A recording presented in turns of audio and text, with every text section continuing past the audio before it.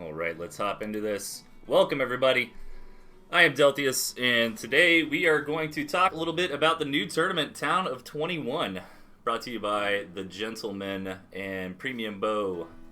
How's it going, everybody? I'm doing well. Really enjoyed watching the Modern Magic tournament this weekend. I've been getting pretty into that, so that was pretty fun to watch. And let's see, I think I've got everything set up here correctly. So yeah, looks pretty good. Okay, so a little bit of a different stream today. I wanted to spend some time and go through the rule set of the new tournament. Anybody who is familiar with the Gentleman knows that he is famous for creating very complicated yet fun tooth and tail events. I always like to think about it in my head as kind of like a board game where we play tooth and tail matches to see what happens rather than roll dice or something like that. So yeah, you know, the rules are always pretty involved. I think here we're on like 10 pages or so of rules. I personally haven't read this yet. I'm pretty excited to hop into it with everybody on the chat, and then of course hype up the event, encourage people to join it. I do have a link there on the screen for the VOD on YouTube, and of course the live stream. Obviously a little bit hard to use that link, so I will put it in the description too. But yeah, really encourage everybody to sign up. Any level of play is perfectly fine. These kinds of events are always fun. 9th edition. We're already on the 9th edition of the 21 type tournaments here. And then after that, I plan on keeping the stream going for a little while. I thought about doing show matches live, but I actually got a ton of replays that I probably won't even get to all those. So we'll see how it goes. I think Gentleman also talked about there might already be some appetizer matches as well, so would kind of prioritize those if they do come in. But yeah, I guess without any further ado, let's get going. Just want to pop on, say hi, go over the rules with everybody. Hopefully this video can kind of serve as a FAQ for the tournament. We'll have the Gentleman here in the chat. So this part of the stream, I do encourage interaction. If you have any questions or want some clarifications on the rules, feel free to chime in and we can discuss it. Make sure everybody is on the same page of how this event's going to work.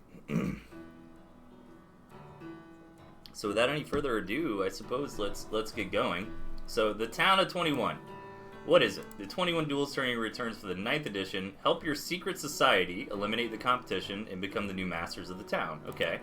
So we got some societies here, some teams. Summary. The event will be split into 3 parts. The appetizer, which is going on right now, which is 4 leagues, maybe 1 or 2 weeks of an optional preseason. So if you end up joining the event later and you miss the appetizer, no big deal. So it's 1 of 4 best of 1 ladders. Try and reach the top rank of your league to obtain an advantageous position of power going into the main course. So if I'm understanding this correctly, maybe we'll talk more about it as we move forward. I guess it's going to be 4 separate ladders. So everybody who signs up for the appetizer is going to get put into 1 of 4 groups and then try to fight there and get through. Is there 4 teams as well? Is that what's kind of going on with the appetizer, where you fight in the ladder of your team? That's kind of what I'm thinking so far, but we'll figure it out. Yeah, separate ladders for the advertisement. What's up, gentlemen? We've already got 13 people signed up. Nice. Those are rookie numbers. We can pump those numbers up a little higher, I think. So we'll see how that pans out. But 13 already is not so bad. So the main course, which is the actual main season, and I believe that's going to start the 2nd week of August. Oh, teams are decided after the appetizer. Okay, I'm sure we'll get into that. I believe the official date right now is like August 9th, something like that. So there's going to be 2 group stages, groups of 4, best of 3. Okay. Be secretly and semi-randomly assigned to 1 of 4 teams. Okay. And this, I believe, is different than I know there's something going on with like roles, like mayor, chef, sheriff, that kind of stuff. We'll get into that a little bit later, I think. So you're going to get assigned to one of 4 teams representing Tier 3 minus the fox, so badger, boar, owl, or wolf. Be lucky or skilled enough to earn as many points as possible for your team, which again is one of the Tier 3s here.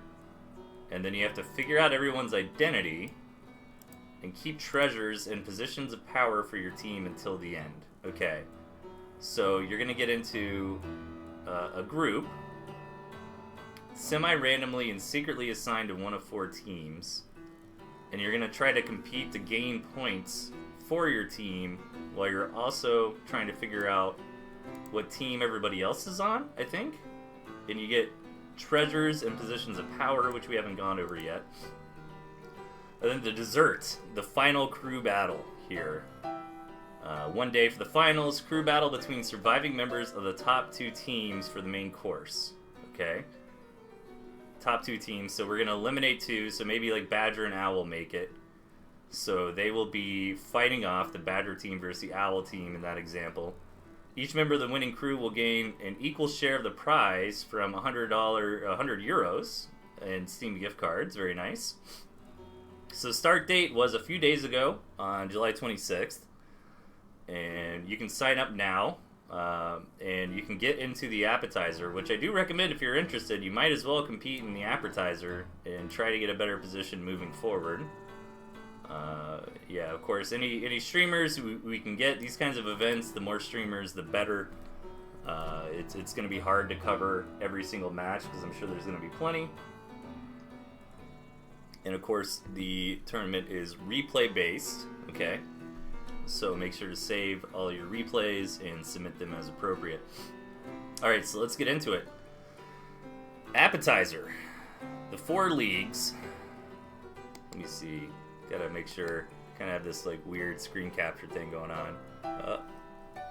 Oh.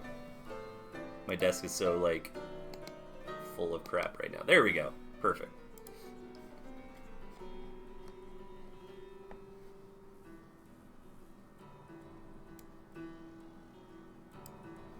Alright. Here we go. Okay, appetizer, the 4 leagues. League overview. Join one and only one of 4 leagues. Okay, so this is different than team.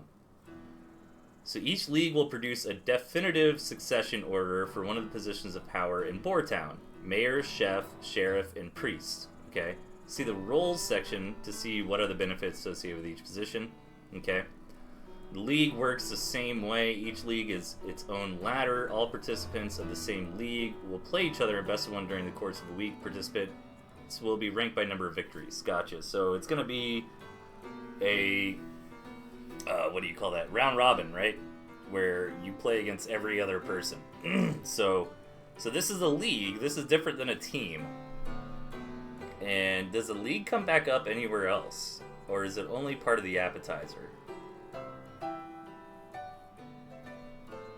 Because it looks like in the main course we're only talking about teams here. So I'm assuming a league is just an appetizer thing?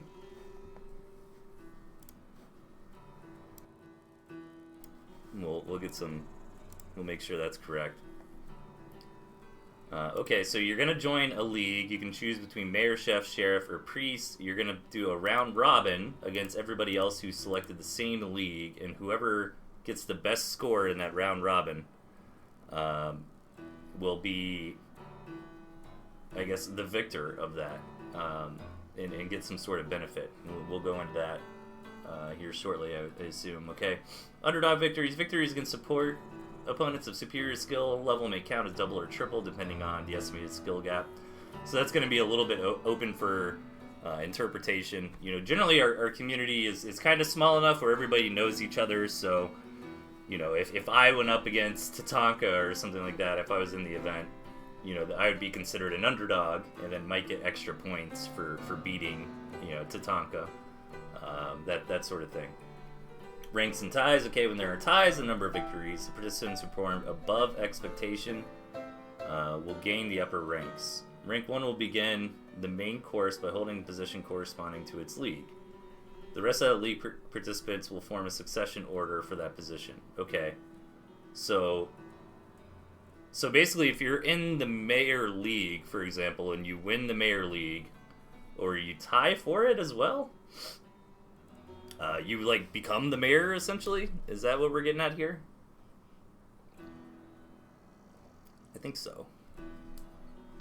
The league just produces a succession order. Okay. And then if for some reason the mayor... There's a succession order, which means maybe the person who is the mayor won't necessarily stay the mayor the whole time. And somebody else might take that position. So, latecomers, okay? Participants in the appetizer can be considered optional. Signing up to the event after the official appetizer and or not playing your league matches is acceptable for the needs of role succession order and information cells. Latecomers are still required to pick one of the 4 leagues. Even if they are unable to play any match, they'll simply be last. Okay, so even if you don't participate in the appetizer, which you should, then when you join the tournament, you're still going to join one of the leagues and get part of the succession order. You're just going to be low in it. Tatanka chat asks, so the succession order is in case the person with the title drops from the tourney, or will there be a constant struggle for it? You'll see, says the gentleman, okay. Yeah, I'm curious about that as well. Alright, so you're going to join the event, hopefully in the appetizers. You're going to pick a league, right, between chef, mayor, priest, and sheriff. And then you're going to compete within that league in best of ones against everybody else who signed up for it to try to jockey for position in that league itself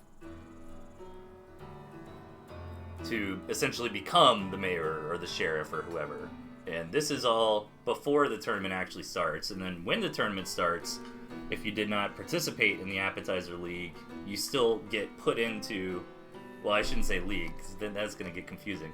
The appetizer part of the event, then you still choose a league to get put into, and then you're just kind of in the bottom. Okay. The point of no returns for late sign up is the beginning of the main course. No entrance will be accepted once the first group stage begins. And I believe right now, is that August? It's soon in August. I don't want to say the wrong date. Let me double check. I know it's part of the announcements here.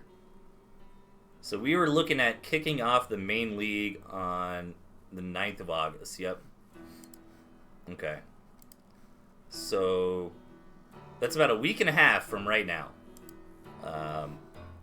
So you want to get in, you want to play the appetizer league as soon as you can, but if you are on the fence about joining, want to see what's going to go on, you have until the 9th to join the main course. Okay, main course time.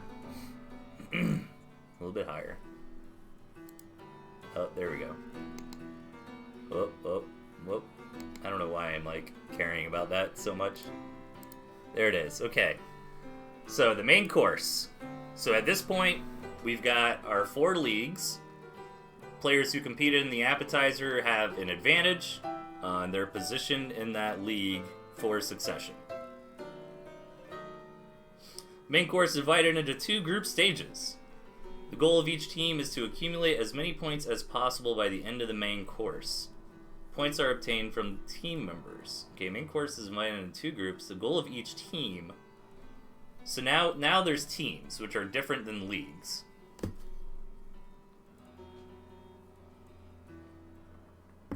Okay. And I believe earlier we talked about kind of secret, semi-random team selection here.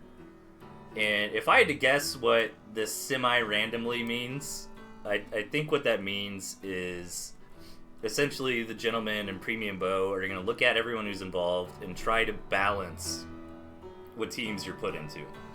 So you get to select what league you go into. But I imagine for the main course, we're probably going to try to balance out the teams. That's why there's semi-random assignment there. Make sure that not all the powerhouses in Tooth and Tail are on the same team. You know, spread them out. See if we can get a good mix of like beginners, intermediates, and experts on every team. You imagine correctly, says the gentleman. Okay, good. All right, so so at this point, we're in the main course. The appetizers are done. We've got our successions figured out for the different leagues of mayor, sheriff, priest, and chef, I think. Yep, and then now actual teams, which correspond to Tier 3 besides Fox, are going to be split up by the tournament organizers, try to balance them as best as possible. And then the goal of each team is to accumulate points by the end of the main course. Because once we get to dessert, it's only going to be 2 teams remaining. So I imagine the 2 teams who get the most points are the ones who are going to go on to dessert or the finals. Points are obtained from team members, from winning matches, okay, from holding treasures and rolls by the end of the main course, okay. We talked about treasures a little bit earlier, and the rolls are those leagues, and being the best single investigator of the 21 town, which we also talked about a little bit earlier as well, trying to deduce, I think, what team your opponents are on. The 2 factions with the most points will be the only ones to dispute in the final week. Okay, so you're going to get points from the investigation minigame, from the treasure minigame, from holding your succession positions in the leagues, and then also from just straight up winning matches. Alright, so let's get back into the teams here. We've got Badger, Boar, Owl, and Wolf. Participants are all members of one of these teams. Participants should run the Tier 3 corresponding to their faction in most of their games to decrease the likelihood of losing points through a lottery system. Okay, so if you're on the Boar team and you don't use the Boar, you could possibly lose some points. Team selection will be done semi-randomly with some rebalancing. Yeah, to try. We talked about that already a little bit. So we're going to try to put teams as evenly as we can, but I'm sure this semi-randomly means, I don't know, if you really want to be on one team or another, maybe you could ask, the gentleman, and he'll try to work that for you, but maybe not. The rank number 1 from each league will spread between the 4 factions. Okay, so I guess when the appetizer is finished, we're going to put the number 1 player from each of those mayor, chef, priest, and sheriff into one of each different teams. So every team has 1 person on top of their succession order. Alright, I'm following it. Each team will split into 2 information cells. Teammates will belong to one cell or the other based on the league they played in during the appetizer. Teammates from the same cell know they belong to the same team. They do not know who their teammates from the other cell are. Members of the same faction still share the same objectives. Okay. So you get put into an information cell. So you're on a team. So let's say I was an Owl team member, and in the appetizer I participated in Sheriff. So I'm going to be in an information cell on my team based on being in the Owl League. Teammates from the same cell know they belong, so then I'll know who like half my teammates are, but not who the other half are. Okay. Okay, interesting. We're getting more and more subdivided here. Objectives and multipliers. Each player will accumulate points for their team based on their performance in group stage. At the end of the main course, the team scores will be the sum of all team members' scores. Each team score will receive bonus multipliers for certain conditions. For each roll held by the team, you get plus 10%. So I imagine this roll means being the top of your succession list, which we haven't gotten into yet, how you're either going to go up or go down in your succession list. For each of the following treasure held by the team, the Owl Mask, the Deputy Badge, or the Necronomicon, I get it, that's funny, holding the Pingu Idol, or winning the investigation contest. Big multiplier for the investigation contest. Alright. Multiplier stacking is additive, not multiplicative. For instance, a team with a base score of 100 points And 2 multipliers at 10% will have final score 120, not 121. Yeah, that makes sense. So basically what you're saying here is it's 100 plus 100 times 0.1 plus 100 times 0.1. Not 100 times 0.1, not 100 times 1.1 times 1.1, which would be 121. In case of a tie, rolls are used to add extra points. Mayor gets the most roll points. Chef gets second most, and Sheriff then Priest. The main course is made up of 2 identical group stages, 1 and 2. No one is eliminated at the end of group stage 1. Alright, I have some questions so far, but we're going to see if they get answered as we move along.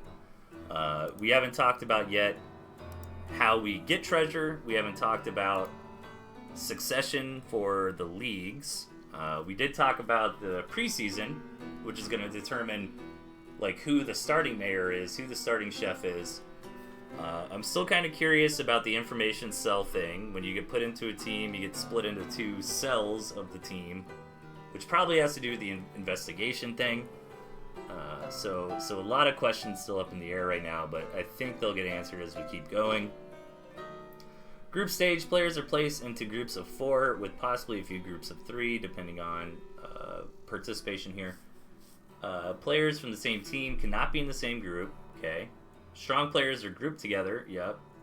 Stage 2 only. Players should not be grouped against opponents they already played. Yep. Stage 2 only. Players with the most points are grouped together. Players from a group should come from different appetizer leagues. Players holding a treasure should not be placed in a group with another treasure holder, okay, because you might lose a treasure. How do you get a treasure in the first place, though? Treasure holders should be placed in a group of 4 rather than a 3, okay? Okay, so lots of questions still, but let's keep reading the sacred text.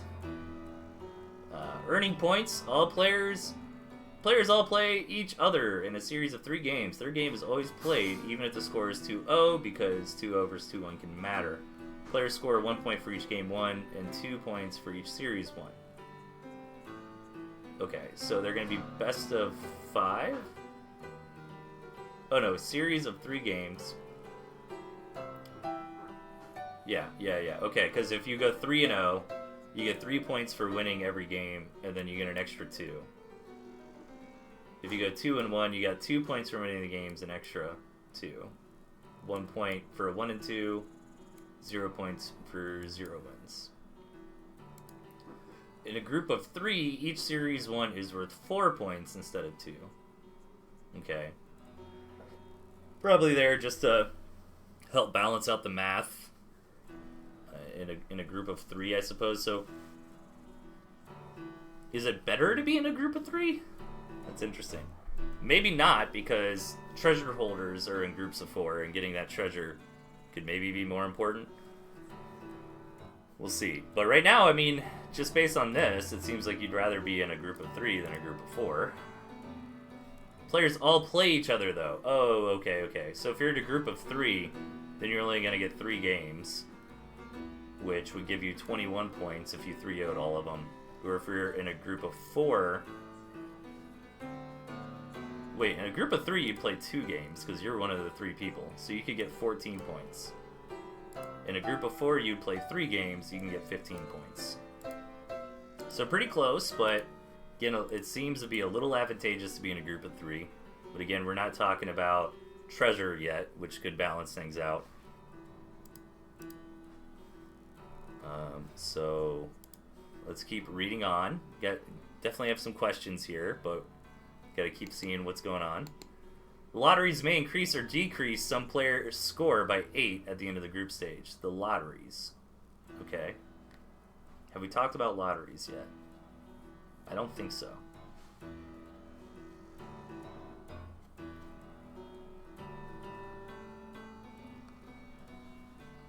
Player's score carries over from group stage 1 to group stage 2, right? And then, so at the end of the day, what you're competing for is the best score on your team. Team scores are calculated after the end of the main course, and after the investigation contest has concluded, which remember is worth a ton of extra multipliers. Team scores are the sum of all team member points, multiplied with bonus multipliers described earlier. Yep, we talked about those. Crews from the top 2 teams will advance to the finals. And here we go. Main core system in more detail. Alright. So we haven't talked about treasure yet. We haven't talked about lotteries yet. And we haven't talked about why you should care to have one of the roles and how you either gain it or lose it. So I think we're about to go into the roles here. So each role has a special power that is activated at the start or the end of Group Stage 1 and Group Stage 2. At the start or the end. Mayor, Group Stage start. Oh, it's not either or, it's depends on your power. Okay, so Mayor's power would activate at the beginning of the group stages. And they get to choose special rules, unit bans, custom maps, or no cell variant of the game. So that's a pretty powerful ability. Now, is this only for the person that holds the top position in the succession, or is this for everybody who's part of that league? I'd imagine it only the person at the top of the succession can activate it. Because that's when you get the mayor role, right? Like, you don't have the role just because you're in the mayor league. You have to be the mayor itself, is what I'd imagine.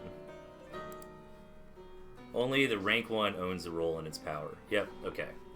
So if you're rank 1 in the mayor league, you get to choose special rules. Now, does this apply... Do these special rules apply to just your games, or do they apply to everybody in the event?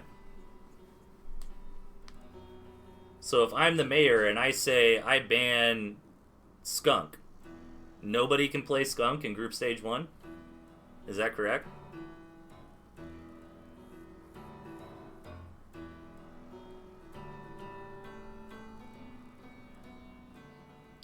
Nobody in Group X. Oh, so nobody in the group that I'm in as the mayor.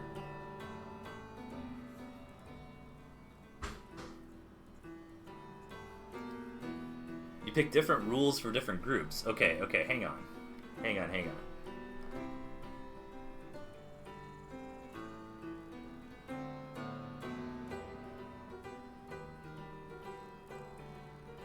So I could say, for this group, so if, let's say I'm the mayor, and there's, I don't know, 5 groups. Let's say there's 20 people in the event. And so we have 5 groups of 4. So I could say, okay, Group 1, no skunks. Group 2, you have to play on this custom map. Group 3, you can't sell anything. Group 4, you can't use badgers. And Group 5, you play on this other custom map. Oh, damn. Okay, that's a lot of power. That is a lot of power. Okay. So you really want to be one of these leaders. And the first person who is each leader is decided through the Appetizer League. It looks like we're probably going to change up for Group Stage 2. Yeah, Mayor sounds hilarious. It does. Okay. Especially the custom maps. That could be crazy. What was the name of that map? Jeez, from one of the other 21 tournaments. Man, I'm really blanking on it. It's super hard. I have a horrible memory. But it was like mostly water, and you had your 2 bases on the sides. Like, I think it was like QQ's stage or something where he was the boss.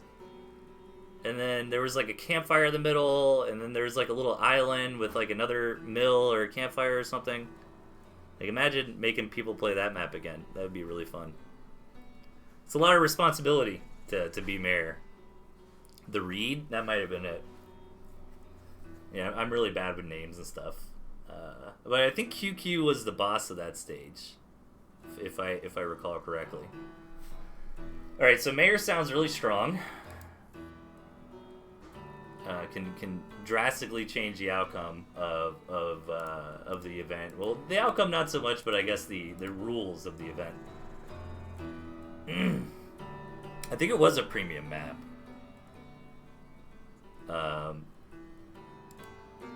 Chef. Now I want to find it. I'll have to find it. group stage end grants 8 points to some group stage low point earners through a loyalty lottery. Okay, we talked about a lottery earlier. So I'm assuming that's the same lottery. Okay, so the chef is going to help you out. Get 8 points is a lot. I mean, that's essentially like more than winning a match 3-0. So the chef can really change things through a loyalty lottery, which we haven't got into yet. The sheriff, group stage start, can empower a temporary deputy who has the same power as the owner of the deputy badge for the duration of the group stage. Furthermore, when investigating, instead of rolling fox dice, the sheriff always chooses its information from the investigation table. Okay, we haven't even got into the whole investigation thing yet. But alright, so right now, this doesn't mean anything to me, because this is literally a paragraph of rules and nouns that we haven't defined yet. So the sheriff has some sort of power, can grant a temporary duty who gets a temporary deputy who gets a deputy badge. We don't know what a deputy badge is yet. We don't know what a fox dice is yet, and we don't know what the investigation table is yet. So I don't know how I feel about the sheriff. We'll have to find out as we continue on. The priest, group stage end, subtracts 8 points from the group stage high point earners through a sin lottery. Okay. So, keeping up with Tooth and Tail themes, priests are not so great and are going to subtract points from some of the biggest performers, the biggest pumpers in the group stage based on a sin lottery. So we've got 2 different lottery types defined we haven't gone over yet, a sin lottery and a loyalty lottery. And we've also got some kind of investigation table that we haven't defined yet. So Mayor looks good. I think if, right now, if I just stop reading the rules, it's like, oh man, the Mayor. Mayor is crazy strong. But keep in mind, too, that when you're joining your appetizer league, the Mayor League might have some of the biggest competition. So, maybe you can become a priest or a chef or something if only a couple other people are in that division, making it a lot easier to get rather than going for the Mayor. Alright, roll succession order. Here we go. At the end of each group stage, there's only 2 group stages. Each role may switch ownership based on the following eligibility rules. Mandatory. Must belong to the corresponding league from the appetizer, right? So the only way you can be the mayor at any point in the game is if you join the Mayor League when you join the event. Priority 1, best current score divided by 10, rounded down. Priority 2, highest rank from the corresponding league. Okay. I'm assuming priority 1 means your individual score. So if you do really well in your group stages, you're just killing it, then you become the new mayor or the new sheriff or whoever. And I assume priority 2 is just in case there's a tie on priority 1. And that means must be part of best current score or highest rank. Wouldn't this be the same thing from the corresponding league? Because if I'm in the chef league and I've got 20 points or something, and somebody else is in the chef league and they've got 20 points, aren't we the same rank in the chef league? Oh, no, we're not, because of succession order, which was determined by the appetizer.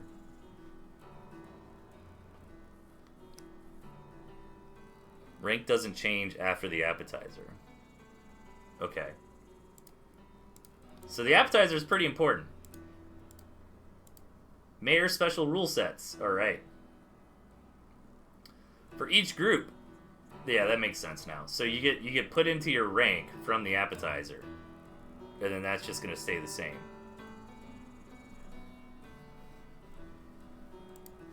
Okay, mayor special rule set. Let's get into the mayor here. For each group, remember, so if there's 5 groups, you get to do this 5 times. Mayor chooses a special rule set. For everybody in the group. The rules must be 100% different for each group. Okay, so you can't just say no skunk in every group or whatever. Only one set of rules may apply for each group. The mayor may choose not to apply special rules if they see fit. Unit bans, multiple groups possible. You can ban up to 2 non-tier 3 units for the group. American ban units for several groups, but a unit may only be banned once for the entire group stage. No 2 groups can have the same unit banned. Okay. Interesting. 2 bans. And it cannot be a tier 3. Which makes sense because the teams are kind of based on tier 3 as well. Premium maps. All series are played on three of the 4 maps. The starting maps is decided randomly, and the loser gets to pick the next one. Okay, so the different types of maps are based on premium maps, which you can find in the Steam Workshop, courtesy of Premium Bow, or ancient maps, which are some other maps that were made. I think Besakia made a few of these. Highway 404 is definitely, yeah, a lot of these look familiar. We've definitely seen these before in past events. Okay, so you could say you got to play all your games on some of these pre-made maps, which are actually really fun. Pit fights, let's see. Oh geez, the group series has turned into a single free-for-all series. 5 games? Oh man. So just turn a group stage into just free-for-alls instead of 1v1s, huh? Winning a 4-player free-for-all is worth 5 points. Damn. Second place gets 2. Third place, or second place gets 1. Third place, more, yeah, okay. Any player who wins 3 times has 15 points and cannot participate in any remaining 3 free-for-all games. The player has already won 3 times, gets 1 extra point for each game remaining. 3 free-for-all wins are worth 4 points. Okay. Lots and roll adjustments. Game 5, all games count double for the sake of Fox rolls and send loyalty lots. First place gets 3 additional Fox rolls if they win 3-0. Okay.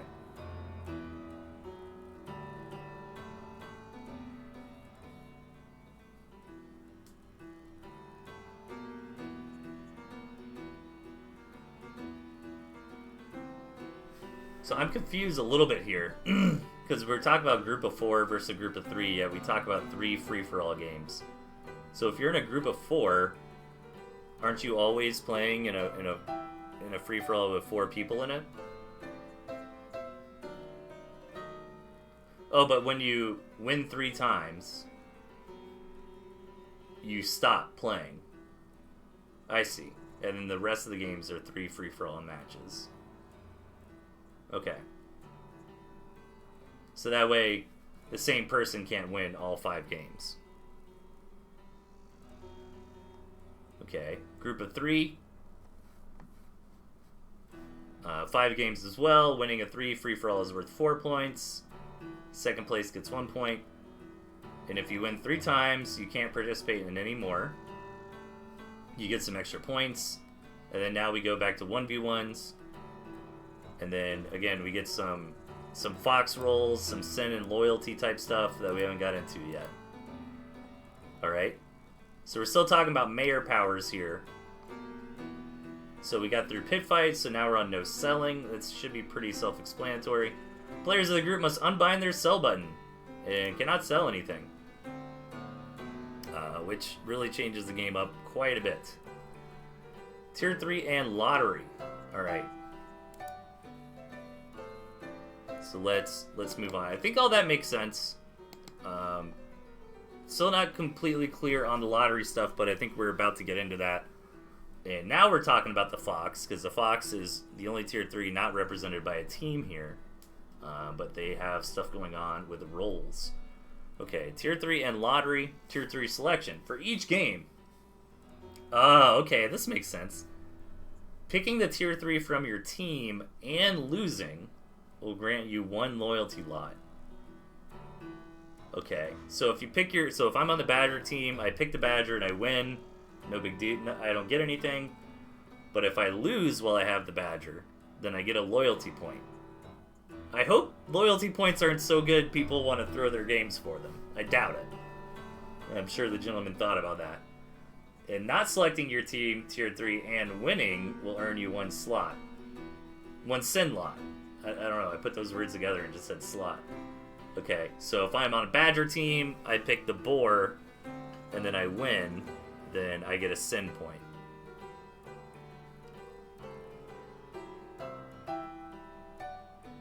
Picking fox and winning will give you a fox roll. Okay, so here comes a fox. Kind of the free agent of the tier 3, getting you some fox rolls. We already talked about fox rolls earlier on. The sheriff has something to do. So the sheriff doesn't have to use fox rolls. Instead, they can just look right at the investigation table, which must have something to do with one another. Okay, it's coming together. Interesting. So you can get loyalty points or sin points based on if you actually play the tier 3 of your team or not. Loyalty and sin lottery, which are based on the chef and the priest as well, right? Yep.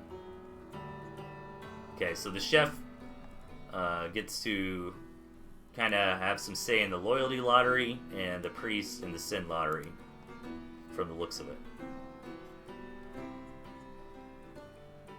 So let's look at this here. Loyalty and sin lottery. All players start the main course with 1 loyalty lot and 1 sin lot. Okay, so you already got some points here. Lots are added for each player as the main course goes on. At the end of Group Stage 1 and Group Stage 2, we get the 2 lotteries, the Priest Lottery and the Chef Lottery. So the Priest Lottery, remember, which is based on the sin lots, except for the Priest and the Owl Mask owner. We still haven't talked about treasures yet. All players who earned at least 8 points during the stage will have all their sin lots placed into a hat. 4 lots are drawn until 4 different player names come up. The priest chooses 2 of them who lose 8 points and are forced to give away their treasure to a player of their choosing that does not belong to their own info cell. Alright, so again, the priest is going to be the high rankers. All players who earn at least 8 points during this stage will have all their sin lots. So if you do really well in the group stage, and no matter what, you're going to be put into this because you start off with a sin lot. But if if you're on the Badger team and you're playing your boar a whole bunch and winning games, then you're going to get more sin lots. Now, question the gentleman, if I guess you could do this if you really wanted to, but let's say I'm on the Badger team. Could I just put Badger and Boar in my deck and then use the Boar to win the games, never build Badger, and then not get sin points? Yes. Okay. So you can do that, but you are kind of handicapping yourself from putting a unit in your deck that you're not using. Interesting.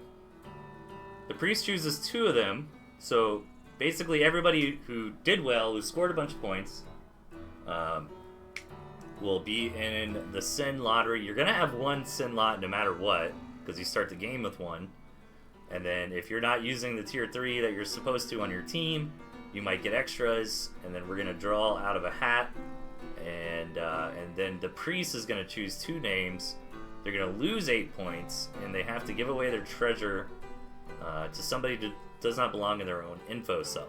And we talked about info cells earlier, but if I'm on the Badger team, the Badger team has 2 info cells, and I'm going to know who's in my info cell, but I might not know who's on my Badger team who's in the other one. Chef Lottery.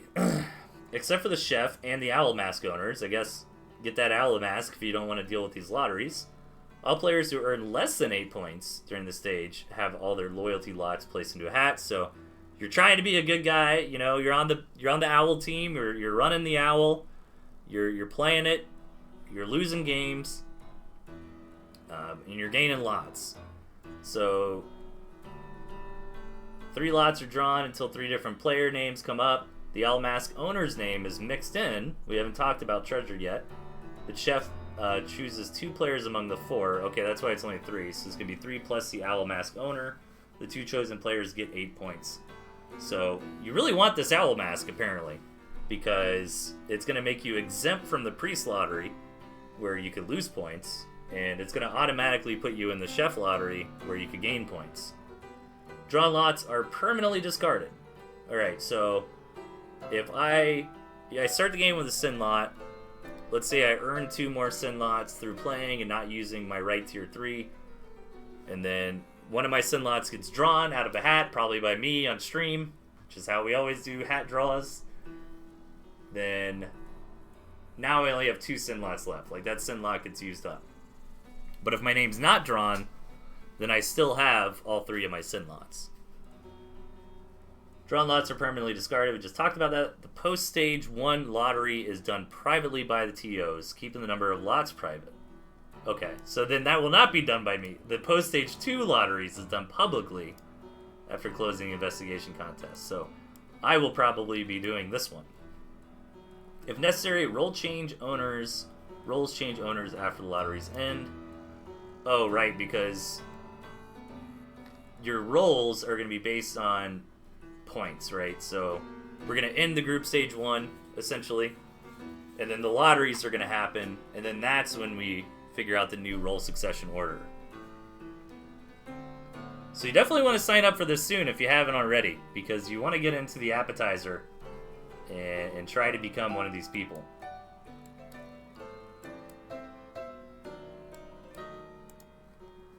And I guess the advantage... Let me ask a question here then, the gentleman. Except the chef, except the priest. Alright, so the advantage of being in the priest would be that you never have to be in the Sin Lottery. Now, hear me out, the gentleman. What's the advantage of being the chef? Because you want to be in the loyalty lottery. So if I'm a chef, do I get any other kind of buff, I guess? I mean, I understand the priest buff, right? Like, hey, you'll never get your points taken away in a lottery. But it sounds like the chef is still in the priest, is still in the Sin Lottery, but can't win the loyalty lottery.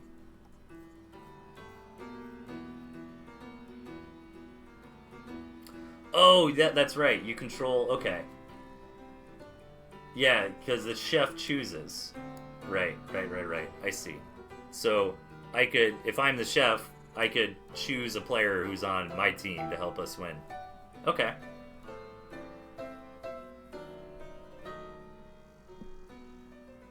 So, yeah, and then we talked about this. So, Stage 1 lotteries will be done privately. Those will be announced. Stage 2 lotteries will be public.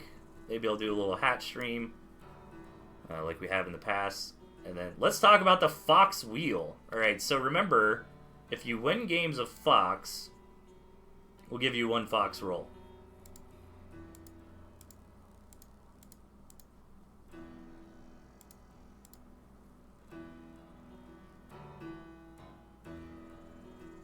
And again, I think this, just for clarity, this doesn't necessarily mean you have to ever build the Fox, right? Or do you have to actually build... You don't have to build the Fox, you just need the Fox in your deck. And if you win, you'll get a Fox roll. Okay. Alright, I'm following you. So, you're encouraged to bring the Fox along to the party. And as long as the Fox is in your deck, and you win games, you'll get these Fox rolls, which is nice. So generally, if I'm on the Badger team, I'm going to want Badger and Fox in my deck. That way, if I win, I don't get a Sin point, and I also get a Fox roll. And if I lose, then I get a loyalty lot. So that's pretty good. Alright, so I like this. I think this is actually... Question is, how many deck slots are you willing to sacrifice? Right, because if I'm not interested in playing... So if I'm on Badger team, you're incentivized to run Badger and Fox. But if I don't want to play either of those units, now I've only got 4 real deck slots, right? But this is really cool because we are encouraging people to play the Fox quite a bit, which is a little bit underutilized in the modern meta. And again, you know, if I'm on Team Badger, then I'm encouraged to play Badger and Fox. And if I win with Badger and Fox in my deck, then I get a Fox point. If I lose, then I get a loyalty point, and I'm not going to get any sin points. So, interesting. Okay. So, at the end of the group stages, we are going to roll some Fox points. Players can secretly turn the Fox wheel to gain a random piece of information. No refund if you get the same intel twice. Alright, we're rolling some D20s now.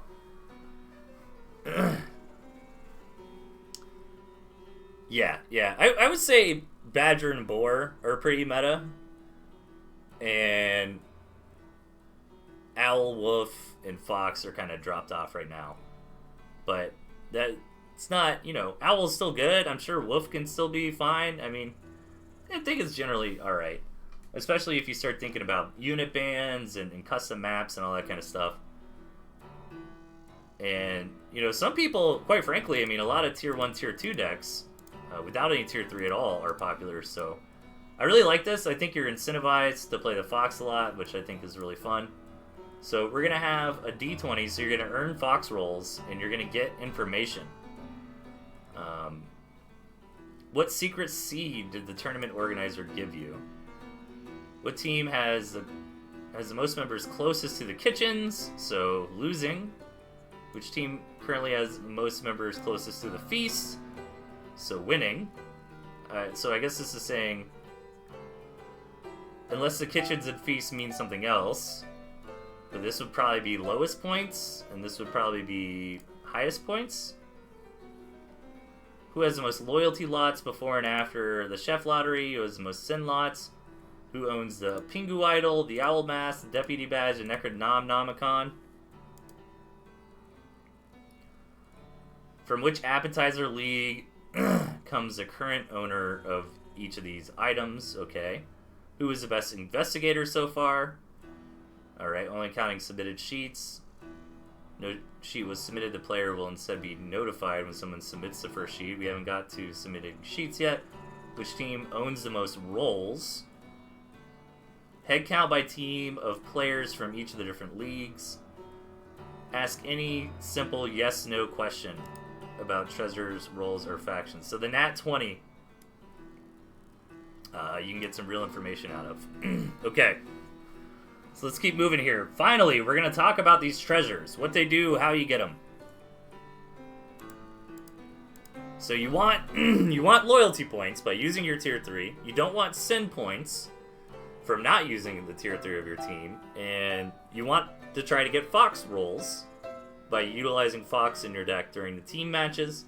Pingu Idol. Golden Accursed Idol whispers crazy deck ideas to its owner. The owner has their deck selection decided in advance by the tournament organizer and does not earn loyalty or sin. Interesting. Owl Mask. The owner of the Owl Mask must use the owl every game. They are always picked in the loyalty lottery and never during the sin lottery, regardless of their loyalty sin level. So Owl Mask seems pretty strong. Pingu Idol does not seem good. You know, just letting the gentleman or Premium Bow or whomever else is a TO to decide what deck you're using. Owl Mask, hey, you gotta use the owl every game, but you're always gonna be picked in the loyalty lottery, and you can never get sin. So that's pretty good. Deputy Badge, winning games with Wolf grants an extra Fox roll. Stacks with regular Fox rolls. You gain 2 Fox rolls if you win a game while running Wolf Fox. That is sick, because Wolf Fox is actually really fun to play. Necronomicon. This unholy cookbook lets you discover the identity of all players you defeat. Each time you win a game against a player, you can ask the tournament organizer if yes or no player belongs to a certain team. And remember, I think a big part of this is that your team identity is kind of a secret. And we're going to get into that more with the investigation as we move on. Treasure ownership. At the start of the main course, here we go. Each treasure is secretly given to a random player with no role. Players are selected from a specific team. So we're going to have 4 roles, which are the mayor, the chef, the priest, and the sheriff, and those are going to be put on different teams. So the Badger team, let's say they have the mayor. So the Pingu idol will be given to somebody on the Badger team who is not the mayor, and so on and so forth. If the Owl team has the chef, then another member of the Owl team who's not the chef will get the Owl mask. Treasures change ownership based on points earned at the end of the current group stage.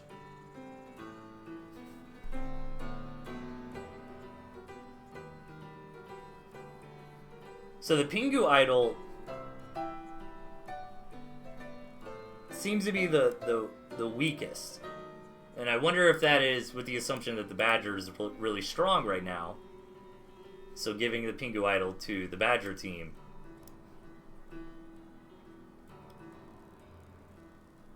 And then let me read up about the sheriff again. Okay. So the sheriff can essentially duplicate the deputy badge for somebody else on their team.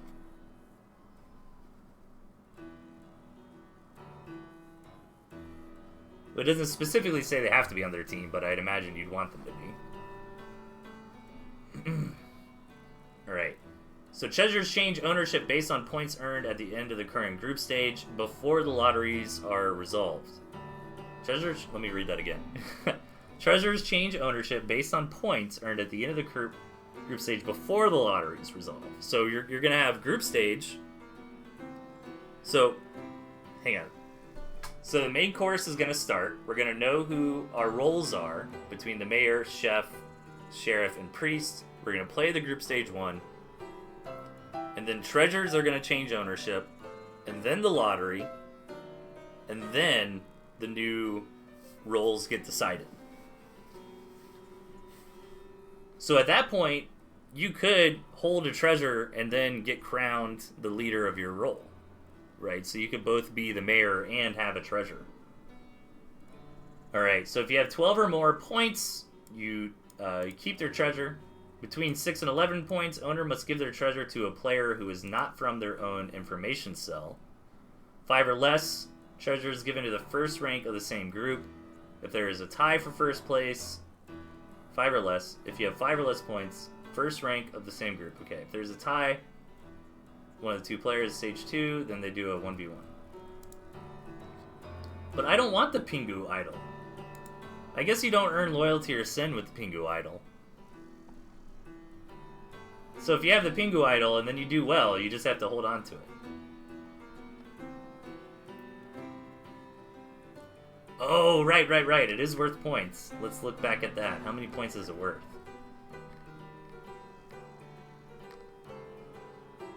Oh, holding the Pingu idol will get you 20%. Okay. It is a pretty big buff. If you do manage to hold on to it. That's fair. That's fair.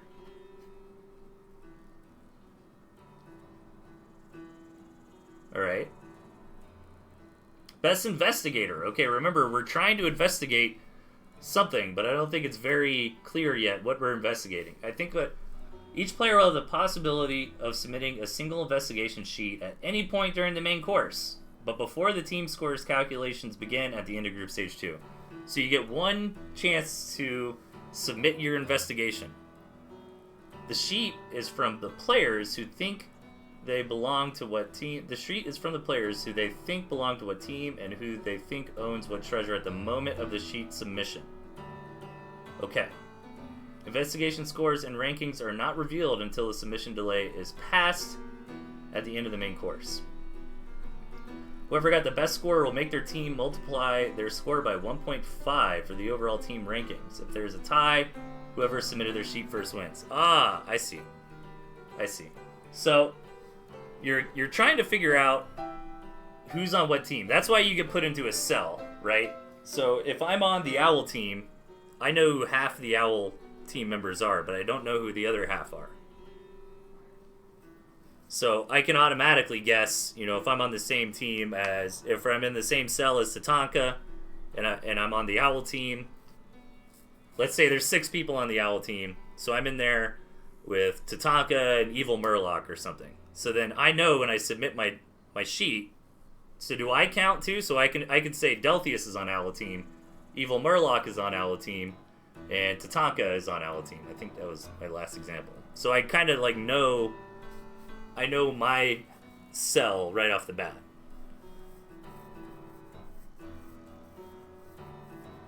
I don't know if you get a point for yourself, but that would just kind of even out. Everybody would get that point. Alright. Desserts. That's interesting. So you're going to get Fox rolls throughout the event. You're going to kind of figure out some things like, for example, if you submit your sheet later, like during the chef lottery, if the Owl Mask owner's name is mixed in, you don't necessarily say, Mishi won the chef lottery and is also the Owl Mask owner. That doesn't necessarily tell you who the Owl Mask owner is. But you don't need to know who, you just need to know what team it's on.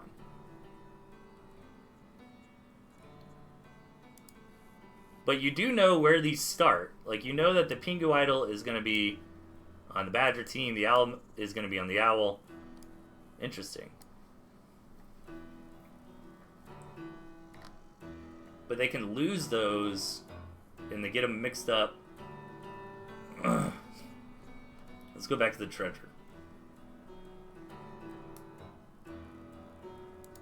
Right, okay, so 12 or more, you're going to keep your treasure. But between 6 and 11, you got to give it away to somebody who's not in your information cell, so that's when it can change teams. Or it might not, you don't know. Because maybe Sasha and me are on the same team, but she's not in my information cell. So I give it to Sasha, and now it's still in the same team, and I have no idea. 5 or less, and it's given to the first rank of the same group, which is going to be maybe from another team. And then we don't want people on the same team in the same groups, right? I believe we talked about that earlier.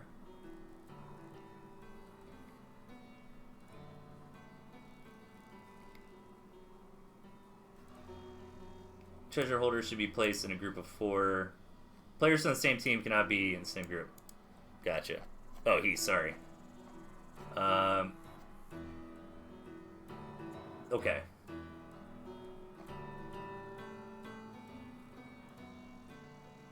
Okay. Yep, that makes sense. Yeah, and for getting the best investigation, 50% bonus to your team's points. I mean, that's pretty massive. And then I do like the tiebreaker, whoever submitted first. That's really interesting.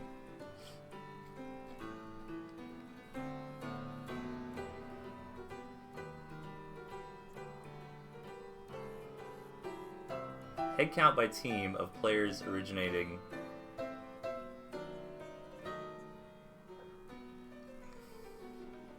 So do you get the same amount of points for each investigation? Yeah, 1 point for each correct guess.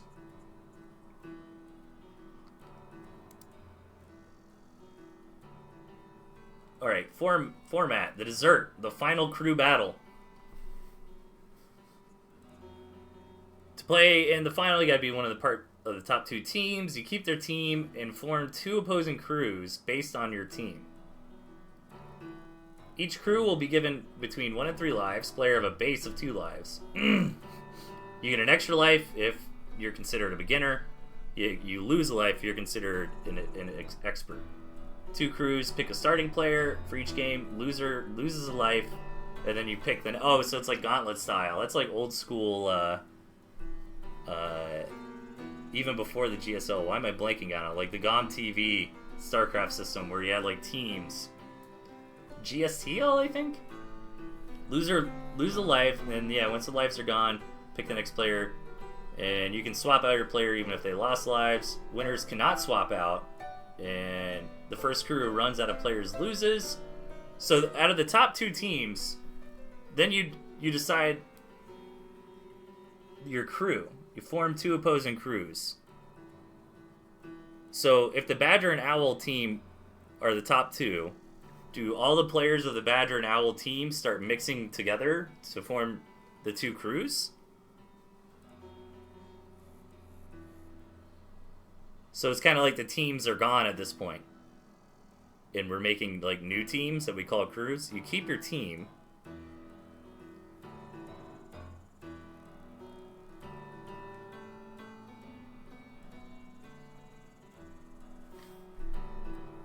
Oh, wait, we're not done yet. Not part of the winning crew.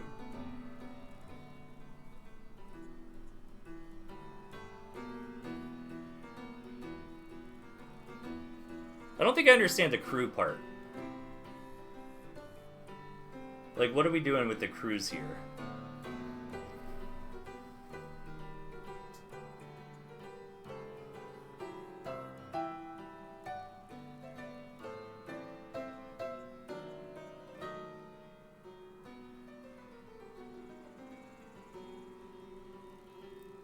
Oh, there's no distinction. It's just a similar thing. Okay. Oh, okay. Yeah, this just kind of confused me here. Not part of the winning crew. Players from other teams. Players dropped out before playing for the final crew battle. Parts of the winning crew. Players who played for the winning crew. Players who were ready to play but did not get a chance. Nice. And then we split up the prize pool. Very cool. Yeah. I think the crew just kind of, it made me think like, oh, there's something different here. But no, that makes sense. Cool. Well, that's the overview of the rules. Let me do a quick break, and let's just keep the stream live for a little bit and cast some replays. So don't go anywhere. We'll be back in just a little bit.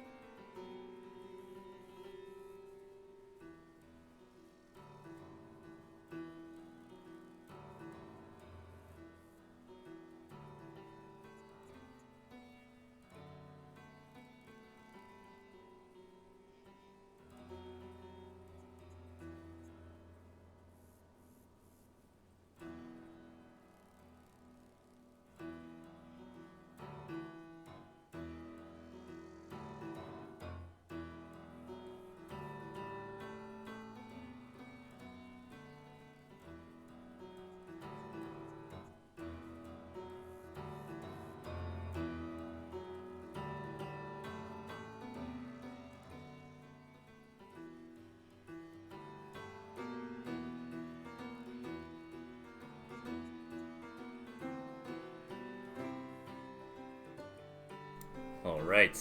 Wait. Wait. Why is this not working? Oh, there it goes. Ah! Scared me for a minute.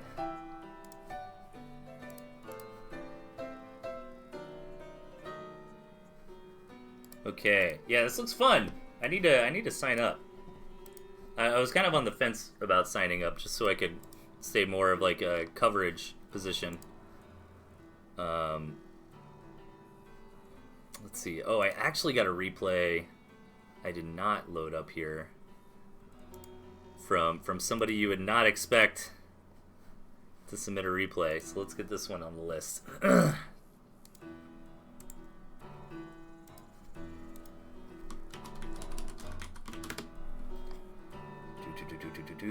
Okay, I got quite a few replay submissions, so I appreciate it, folks. I don't think I'll get through all of them. What time is it? 1? I'd probably do like an hour of streaming. Let's see. I know these were some TCL games that we want to get through. And then Sasha submitted a few replays. Premium Bow gave me some 2v2s. And then this spicy replay from somebody you would not anticipate to submit. So let's see. What are signups looking like right now?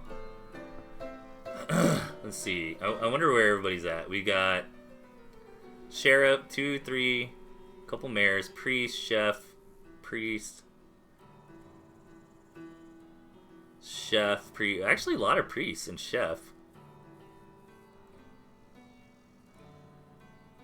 Mayor. Not a lot of sheriffs. Not a lot of sheriffs.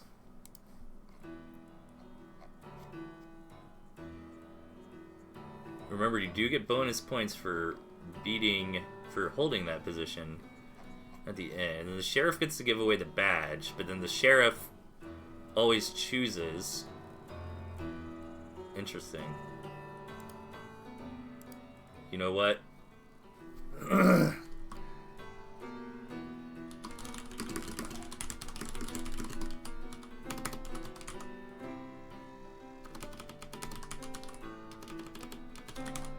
I'm gonna sign up for sheriff here.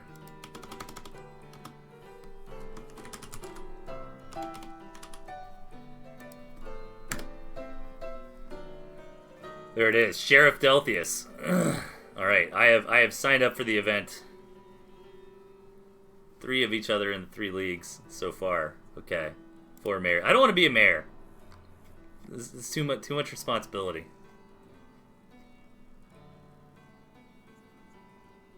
I'm gonna go. I'm in. I'm gonna play Sheriff League. I'm still looking at these rules. We're supposed to be casting replays now. Let me look at that Fox table again. From which head count of by team of players originating. Interesting. So definitely want to keep like a little investigation spreadsheet for this, because it's public information who signed up for what league. But we're not going to know what team they're on. So you almost want to make like your own spreadsheet, like filling out a game of Clue or something, and basically start checking things off. Being like, all right, I know, Kalaru is in the mayor, but I don't know which team he's on yet. That kind of thing. Okay. Let's actually, you know what? Let's start things off with the TCL best of 5, I think. Let me change this up to my tournament. TCL.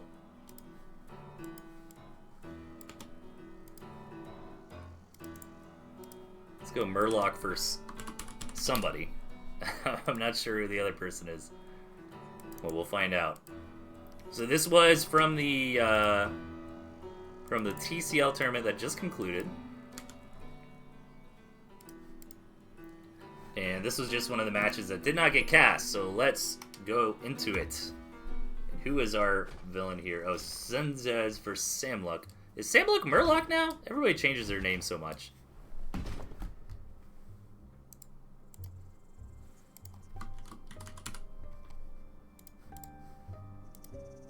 Does anybody know that?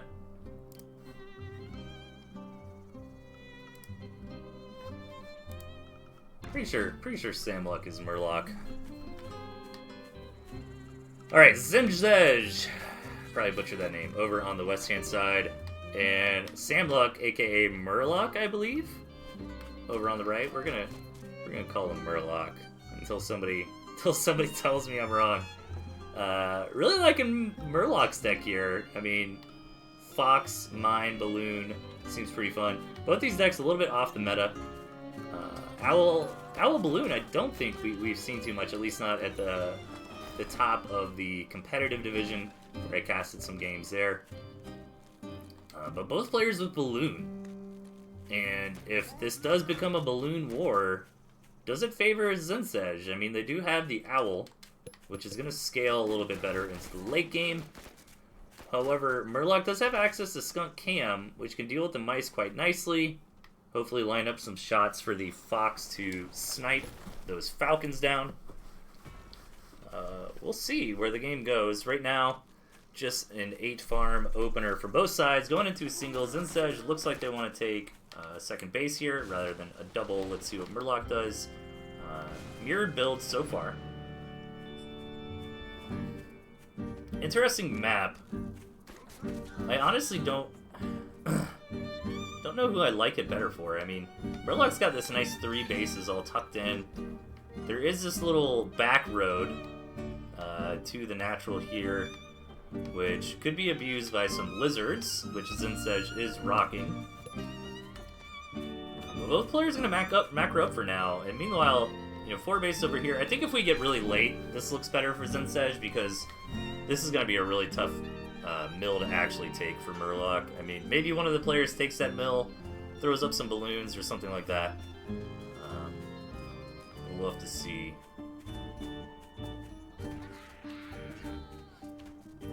Zinsej moving forward with some squirrels at the moment, but just kind of feigning some aggression. Both players look like they want to get up to 16 farms.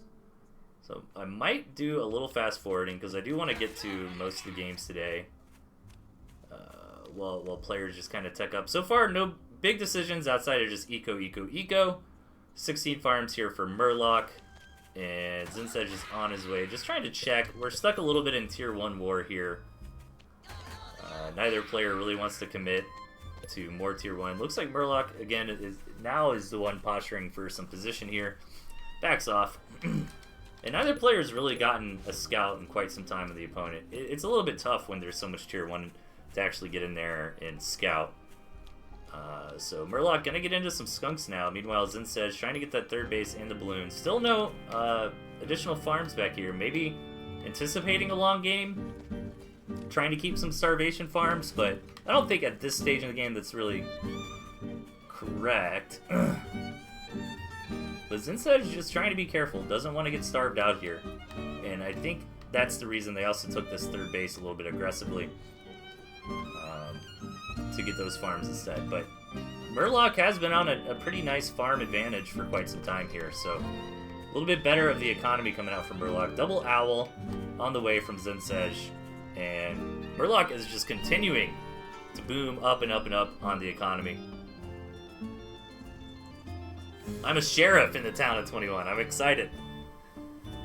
I'm really excited for this investigation thing. This looks like a lot of fun. I think I'm going to be a tryhard about that and try to win the investigation. That's my goal. I might not do the best in the group stage, but if I could win the investigation for my team, get that 150% point multiplier, I mean, come on. Lots of defense coming out from Murloc here. Actually can really afford it, but not going to be happy when they see the owls. A little bit of poking coming up. Yeah, this looks like we might have a game on our hands here. This could be a long one from the looks of it. And I like that Murloc was pretty aggressive about securing this position, because this is tough to hold. Again, on the low ground there. But Murloc wants to draw the battle line up here, which is really smart, rather than around here, which is what I initially anticipated. All the mills being taken on the map, but here we go! Zinsej did scout that back door, has a ton of lizards coming in. Murloc is not ready for this, but look at all the mines! Oh my god! Dude, are you kidding me? Are you kidding me? That was amazing. Got one pig for that? Taking the fire from the pigs on the high ground. I mean, obviously a lot of mines went down, but that was like 18 lizards. Jeez.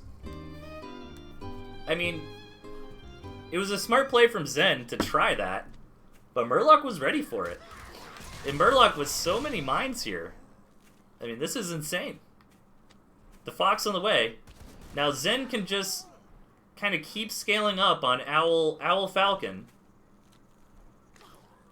But again, I mean, a lot of tier 2. You know, Skunks for the gas, Cam's the tank. You know, maybe Murloc can deal with all the mice here.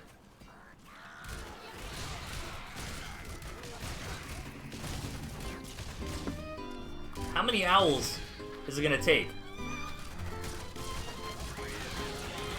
Zinsej moving in, trying to overwhelm this army. It is not in the protection of the defenses right now in the mines of balloons. Get some damage, but all the owls, or I'm sorry, all the skunks stay alive. Couple cams go down, couple tier 1. I don't think these mines, well, oh, here we go. Murloc with some fox plays. Getting some bacon here. I mean, the mines are pretty inefficient, right, against free units from the mice, but Murloc has a big enough economic advantage where he just doesn't care. And, you know, the mice going down to the mines, yeah, that's value for Zinsej, but if that means Murloc winning that fight, you know, those owls pretty much being useless, is it worth it? Like right here, I mean, a few mines blow up, but now all the mice are gone.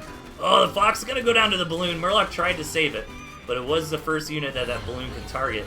So losing the fox, but I think Murloc's just got enough to push through here.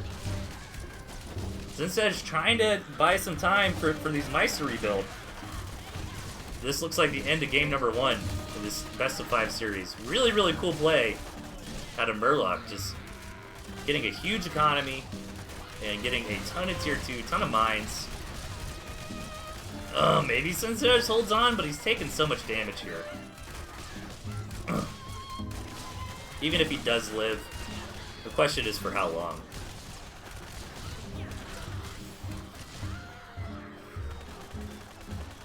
So can we go ahead and play our league matches, our appetizer matches? I'd imagine so. And it's a best of 1, man.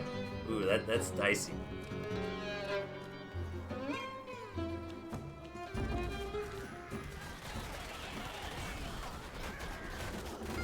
What would I even run nowadays? Steal one of Mishi's tournament-winning decks.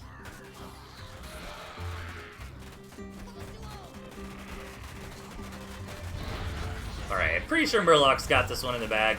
Well, let's see here. This is a lot of falcons, a couple owls in the sky. But I think with the skunks just kind of dealing with the mice as they spawn. Zinsej is going to fight to the last breath here. This is a tournament match. But I feel like this game is over. And we will be doing a little bit of fast forwarding on some of these replays yet. Alright, Zinsej is going to try to be desperate here. Use these owls to their greatest. Actually buying some time. Murloc trying to only pull the squirrels back to deal with this, keep the other units, destroying the enemy base. But Zinsej is not long for this world. And we'll hop into game number 2 momentarily.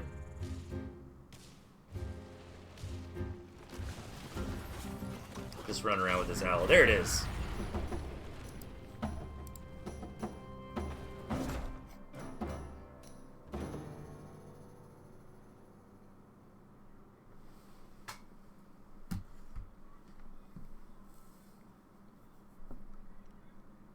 Oh no, apparently I'm in a pretty stacked league here. That's funny. Alright, now that I'm in the Sheriff League officially, looking at some of my opponents, it's like, uh-oh.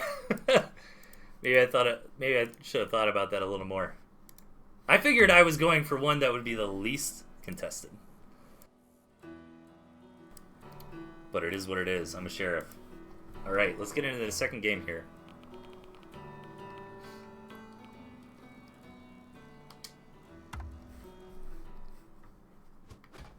This time around, Zinchez sticking with the owl, but getting the fox, and Murloc over here looks like the same deck. This is... what? It's so crazy, map RNG. I mean, this is like one of the most symmetrical maps I've ever seen for a random map. Look at this thing. This is actually like a really good map. Both players have that natural, and naturals are kind of close, and then you expand your third up north, and then it's like, okay, who gets this fourth? You know, things go really long. This is just a work of art, man. So insane. So insane how nature do that. Alright, let's do a little fast forwarding here. I don't have a ton of time to stream today, and I want to try to get through as many of these replays as I can, so we will be doing some fast forwarding as the games get going. 8 farm, single from both sides. Man, this map is just nuts. I want to make this map my desktop background. Alright, tier 2 coming out from Zen. Couple mines on the field for Murloc into more and more tier 1. These scouts are actually important. Let's see. Murloc does see the tier 2. And Zinchez is aware of all the tier 1. Probably going to be happy about that going into Skunks.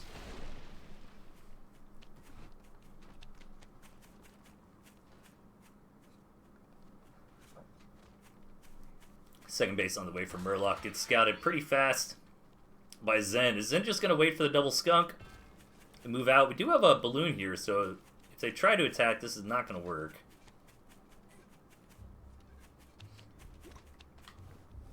Might try anyways, but I think Murloc's, yeah, don't attack into that balloon and it mines, brother. Gonna come in, try to get some scouting done. Ooh, the commander going down though. Murloc's gonna try to take a little bit of an advantage, an engagement, rather, with no micro from the other side, but still, with those skunks there, worked out better for Zinchez anyways. And Zen's gonna get on their own second base now. Trying to tank some of the balloon shots that actually can matter from your commander, and targets it down immediately. This is not looking good for Murloc. That can matter if you like get that balloon shot on cooldown before your army moves in. Dang, man. That was really good from Zen. Just targeted that balloon down really fast, dealt with the army from Murloc, and Zen is on his way to tie the series up 1-1.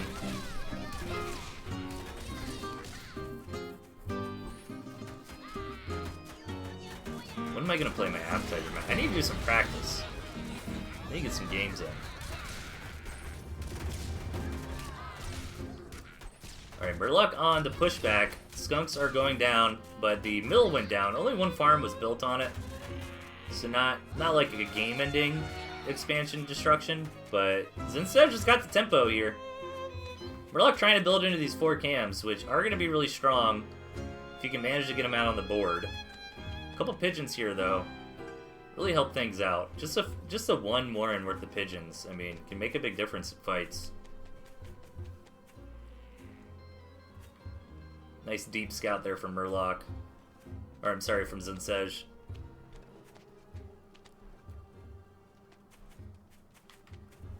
And Murloc gonna come in, nice angle. Oh, but the commander goes down. And this army is no longer being microed. Zinchez just having a field day cleaning up all those cams. And that might be the nail in the coffin for Murloc. 2 bad fights from Murloc here. Zinchez getting the army together. Expansion does go down, but doesn't really matter. 5-minute mark just hits. So rebuilding those 4 cams is going to be too much, and Zinchez should just win off this follow-up push here. Try and play it safe. Economies are down in the dumps now that the game has gone on longer than 5 minutes and neither player can get an expansion up. This should be the end of it. We're going to go into game number 3. Tied up 1-1 here.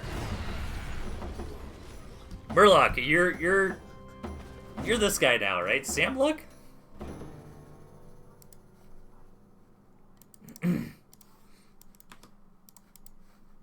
I'm assuming that. That is you. Okay. That's what I thought. Alright. Game number 3 here.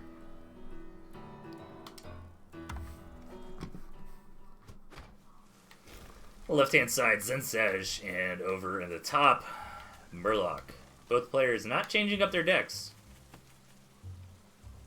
Kind of like where they're at with their compositions. And gonna stick to them for this series by the looks of it. Game number 3 here. This is a nice opening area for Murloc. 2 bases tucked up, nice and clean. Very easy to defend with the water, with the high ground. But prospects for third base look tough. Meanwhile, on Zensej's side, also a really nice spawn. I guess Zensej has changed up the deck a little bit. They did have balloons at one point. I think those went out. And the Skunks are in now. Skunk Falcon, really, really solid. Tier 2, does nice in the early game, scales up well into the late. Overall, this is definitely a better spawn for Zensej if the game goes long. Although Murloc could try to take the sneaky ninja base over in 3 o'clock. 8 farm double from Murloc here. As this game gets underway. And some fast skunks coming out from Zensej. Pretty similar openings the last time. Murloc going to get that second base. This scout is important a little bit for Zen to see. To double, 8 farm double into an expansion. Only sees the one Warren, not this. Oh no, I'm sorry, they did see the second one. I didn't see it because it's kind of blocked by the mill there. Meanwhile, Murloc did get that scout on the tier 2 Warren. And Zen is going to match with the expansion, and Murloc's going to match with the tier 2. Maybe we have a macro game on our hands. Let's see if both players want to just kind of nod in agreement and go up to those 16 farms. Very mirror openings so far. Slight advantage, I think, for Murloc. I mean, some mines on the field not making any money at the moment. Ooh. Those 3 mine hits can be big. Murloc doing very good so far in the series with the mines. But Murloc is getting that second base up and farm just a little bit faster. Zensej trying to play around the mines here. And Zensej looking to get aggressive. Murloc wants to bait Zen into walking over these mines. Zen just going to pull back, get some more tier 2. In the meantime, Fox Warren, halfway built for Murloc. Fox is going to be great in this position, especially if Zen does not notice it. Very important to get those tier 3 scouts, and when you get blindsided by one, it can just end the game. So overall, Murloc's opening is a little bit better here. Gonna tech up faster, gonna get a better economy going quicker. And Zenj gonna take those mine hits, but his skunks live! Although Murloc tried to come in and finish those off, the pigeons will get him healed back up. Yeah, this is a big scout for Zen. He needs to get in here and see the fox, but actually just saw the 16 farms and decided that was all the info that they needed. Gonna come back, get into more falcons here, which is exactly what the fox wants to shoot. 60 bucks a shot on those falcons. And Murloc's been doing a really good job delaying the game with these mines. Zen realizes that they're here, but still takes some time to clear it out, try to play around them. Now the fox has arrived, and Murloc is about to create a world of pain for his opponent here, moving up the balloons. And Zen trying to get into an owl. But there's nothing here for Zen that does well against the fox. No cams, no lizards, no snakes, no defensive structures. So Zen's just going to have to take a couple punches here and hope that the double owl will come out in time. But so much economic damage already done. Tons of bacon from this fox here already. And Murloc going to continue in. poke and prod. Every shot is value, even if it's on a tier 1, like a squirrel or a pigeon. Wants to be a little careful with the fox. Might want to give it a bath. You do get that faster healing in the water, but Murloc busy macroing in the base right now. Probably will get it healed up before he moves out with the fox again. No, just gonna come in.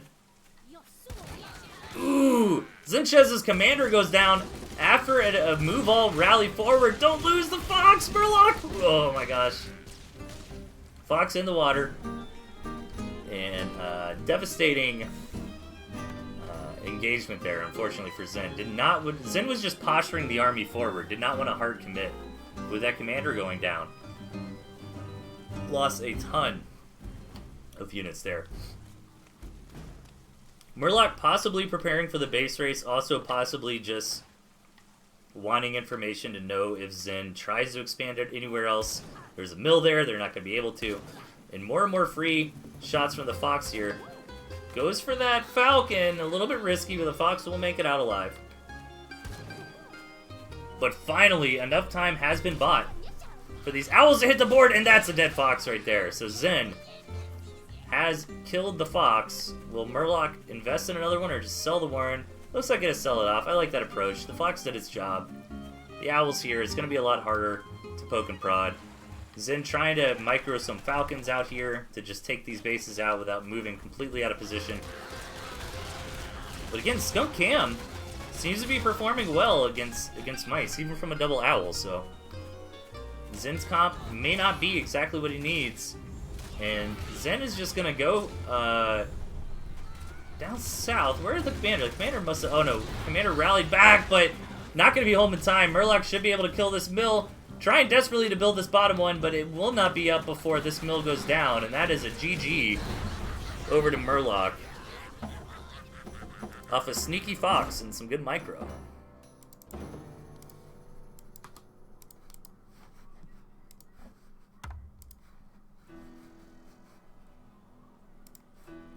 Alright, let's keep things moving. If you're just joining us, we did go over the rules of the Town of 21. I highly recommend joining the event. It's going to be a lot of fun. I just signed up for it as Sheriff League, so I'm really excited. And yeah, all the information's in that Discord right there, or if you're watching this on YouTube, and the link, the description of the video. And yeah, join it. Any level of skill is totally fine. It's going to be fun. And it's not a super long event either. I think it's only... Well, it'll probably be done by early September. So about a month and a half, I think. So not a huge time commitment. Alright, game number 4 here. Murloc versus Zen. From the previous tournament, TCL. Just some matches here that went uncasted. In the bottom left, changing things up quite heavily is Zinsedge, and up top Murloc with the same deck. The boar coming out this time around. Boar, ferret. Curious what the ferret's all about here. I mean, obviously ferret turret can combo pretty well. However, the balloons from Murloc will be unaffected by that ferret pick. I mean, Zinchez has seen Murloc running the same composition in the past 3 games. So ferret pick seems odd to me. Maybe hoping for some good map gen for an MG contain. And let's see how this one plays out. Big map. Again, kind of a weird one. Maybe weirder for Murloc this time around. Does have a natural right here. This is actually a great battle line to draw with some turrets as well. Oh, well, I guess the turrets, yeah, duh, against the fox, right? The fox cannot interact with the turret. And then there is also a sneaky, through all the rubbish here, a sneaky path over. But the main battle line should be around here. And let's let this one get going a little bit with some fast forwarding. And Murloc instantly scouting, Zinsedge taking an odd for space. So Murloc is aware of that. And goes right for a fox! Oh my gosh, Murloc. Super risky. Zenchez needs a scout. Obviously we'll get it. Nothing's gonna stop him from getting it. Sees the Fox Warren and says, really? Now, the thing is, sometimes it's really hard to actually stop this. And Murloc did sell the mill, by the way. So Zenchez did. So Murloc saw that mill, thought, okay, maybe he's gonna eco up. I can sneak out this fast Fox, but Zenchez is really going for fast Squizzard, which is, if there is anything that could break this, it would be that. However, all Murloc's got to do is buy time. And he's doing a good job of it so far with these mines. Murloc has some very good mine placement, as we've seen the past couple games.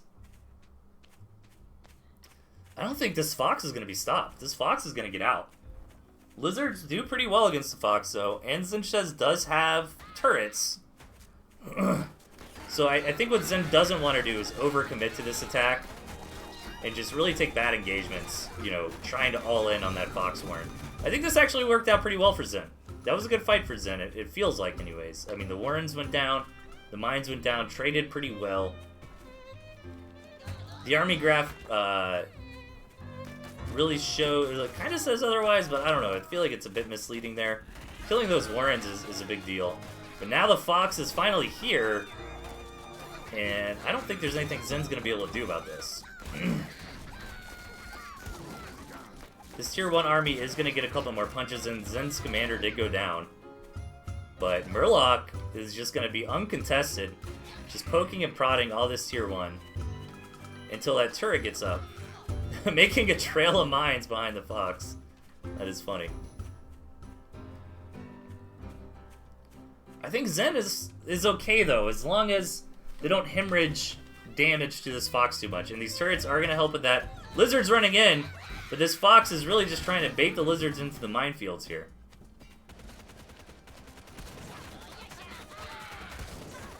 Ooh, you be careful with this Fox. Murloc is trying to bait Zen to commit to the Fox kill and get blown up by the mines. With that protective turret going down, this Fox is now getting economic damage. 5-minute mark is about to come. Economies are going to go down into the dumps. And Murloc is going to have a Fox. What can Zen do to recover? As the gentleman in the chat pointed out, yeah, if they had that expansion still, it was making some money. I used to do a lot of one base Fox builds, and I remember actually the gentleman and some other good players, what they kind of responded to with that was, you know what, let me get my one base Fox. Oh, nice catch here from Zen. Gonna take that Fox out, but generally the approach I've seen that works the best against a fast tier 3 like that is to just expand. It's like, you know what, yeah, you're gonna have your tier 3 in a couple minutes, but I'm gonna get up a fully saturated base and then just beat you with a better economy. Good play from Zen, though, to kill that Fox. However, Murloc is committing to another one. Pretty bare bones, though. If Zen realized how exposed his opponent was, could have moved in. Murloc trying to cover that a little bit with these mines. A lot of money invested in mines. This is where I started to get worried about that. I mean, the mines are representing 180 food. Right, they're 20 bucks still. And that's actually a lot of food when economies are small like this. 2 mines go down for free. Ooh, the ferret goes down. Does take 2 mines with it, though. The ferret actually did kind of pay for itself, but Zen really didn't want to lose that. Here's the next Fox, though. And just going to try to all in on this mill. Is going to get it. Zen is playing an excellent game here. To really try to come back. He needs to sell those ferrets, yeah.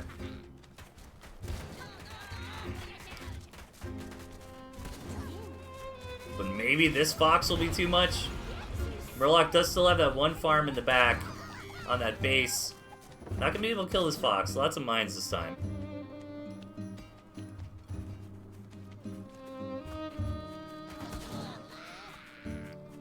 And Zen's just gonna go for the base race. Gonna just go try to target that mill. Oh my gosh, could these lizards do it? They're weakened up. I don't think so. I think the Fox will kill them in time. Oh, what a play by Zenchez. You might as well try it, but Yeah, not gonna quite work. Murloc is starving out, however. So if Zen can just survive, Murloc's gotta re-expand. Okay, not gonna starve out completely. It's kind of a hilarious game. Seize these mines. Murloc's gonna sell them. Turn those mines into farms, I'd imagine. Oh my gosh, this fox! Killing that one pig that Zenshed had left. I think Murloc's got this from here. That one pig kill was very important. Now Zen is starving. Gonna try to get this fox, but right into the mines! Murloc looks like they're gonna tap, or I'm sorry, Zen rather. And GG. Murloc takes the series 3-1.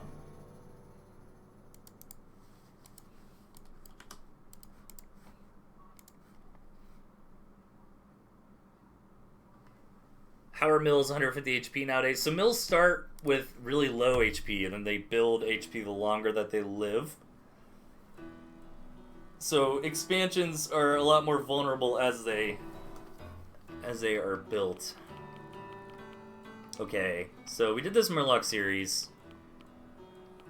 I'm gonna grab a quick drink, and then let's decide what we want to go into after that. Be back in a bit.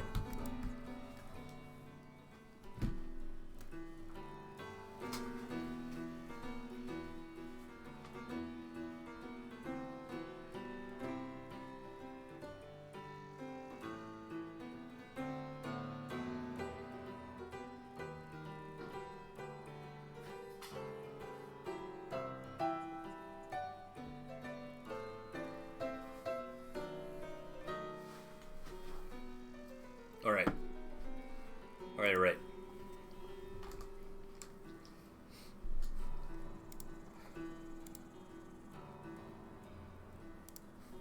What were we gonna do next? Sasha had sent me a replay. This one. And says it's one of the greatest games. So let's take a look.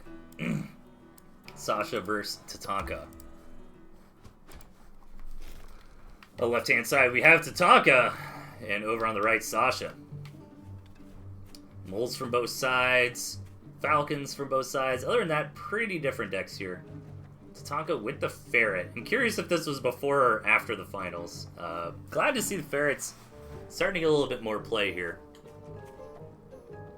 Let's see what both sides want to go for. Awkward map, for sure. Which kind of makes for the most fun.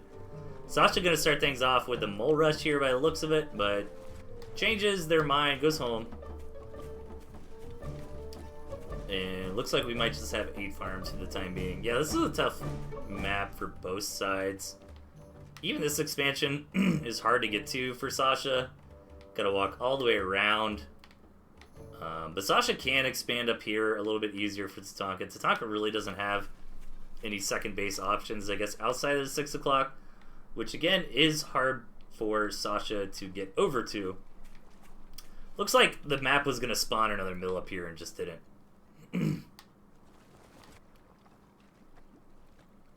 So definitely a weird map for sure.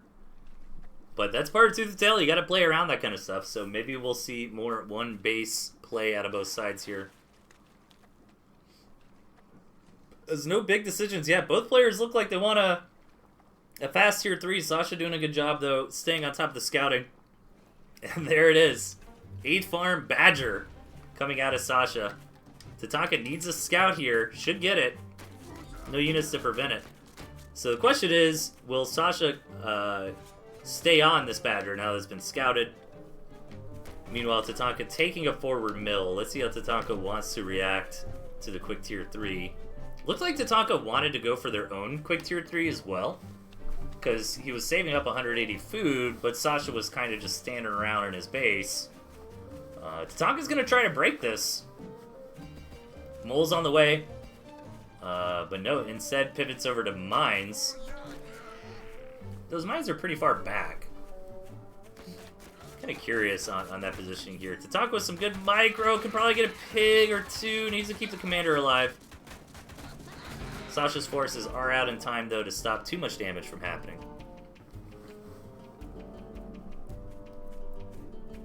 And this Badger is almost here, so Tatanka's plan must be let the Badger come out, kill it with all these mines. I mean, that's 9 mines, so 180 food would be an even trade. However, that pig kill actually matters a lot. I mean, 7 farms versus 8 farms. It's like a 12% difference, something like that, in economy. So we'll see if Sasha can recover from this. Badger is out, though. However, Badger won't be the first one to lead. It'll be the moles, which will hit these mines.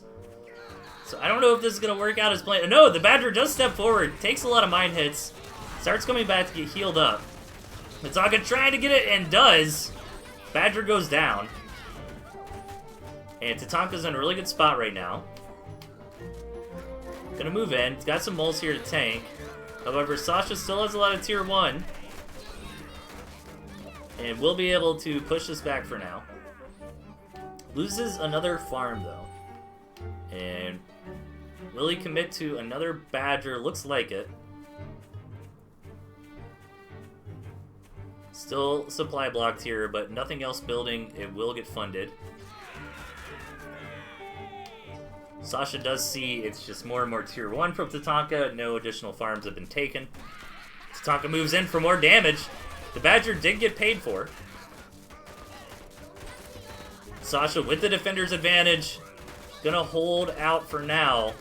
Down to 4 farms. Down to 3 farms. Oh, no, the pigeon. Okay, down to 3 farms is Sasha. But the attack will eventually fizzle out. Sasha's gonna hold on for now. And Sasha's got a Badger and a Dream at this point. Okay, this is important. Sees all those mines go down. Tatanka re-rallying, though. Selling off those mines and moving him to a spot that is not scouted.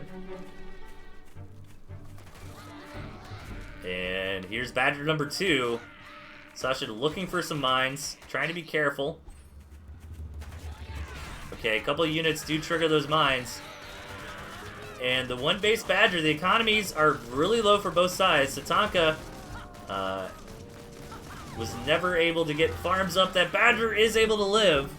And this is actually really fortunate for Sasha that the 2 remaining pigs were not part of that original 4. One of them was, though. So Sasha goes from 3 pigs to 2. But with tier 1 units, this Badger is almost invincible with some pigeons here. Tatanka really needs Sasha to step on a couple more mines. Oh my gosh, and the Badger does go down!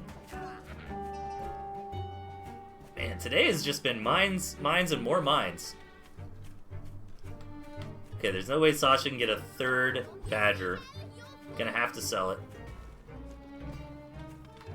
Get into some tier 1. So we're down in the trench here. Tier 1 versus tier 1, no economies.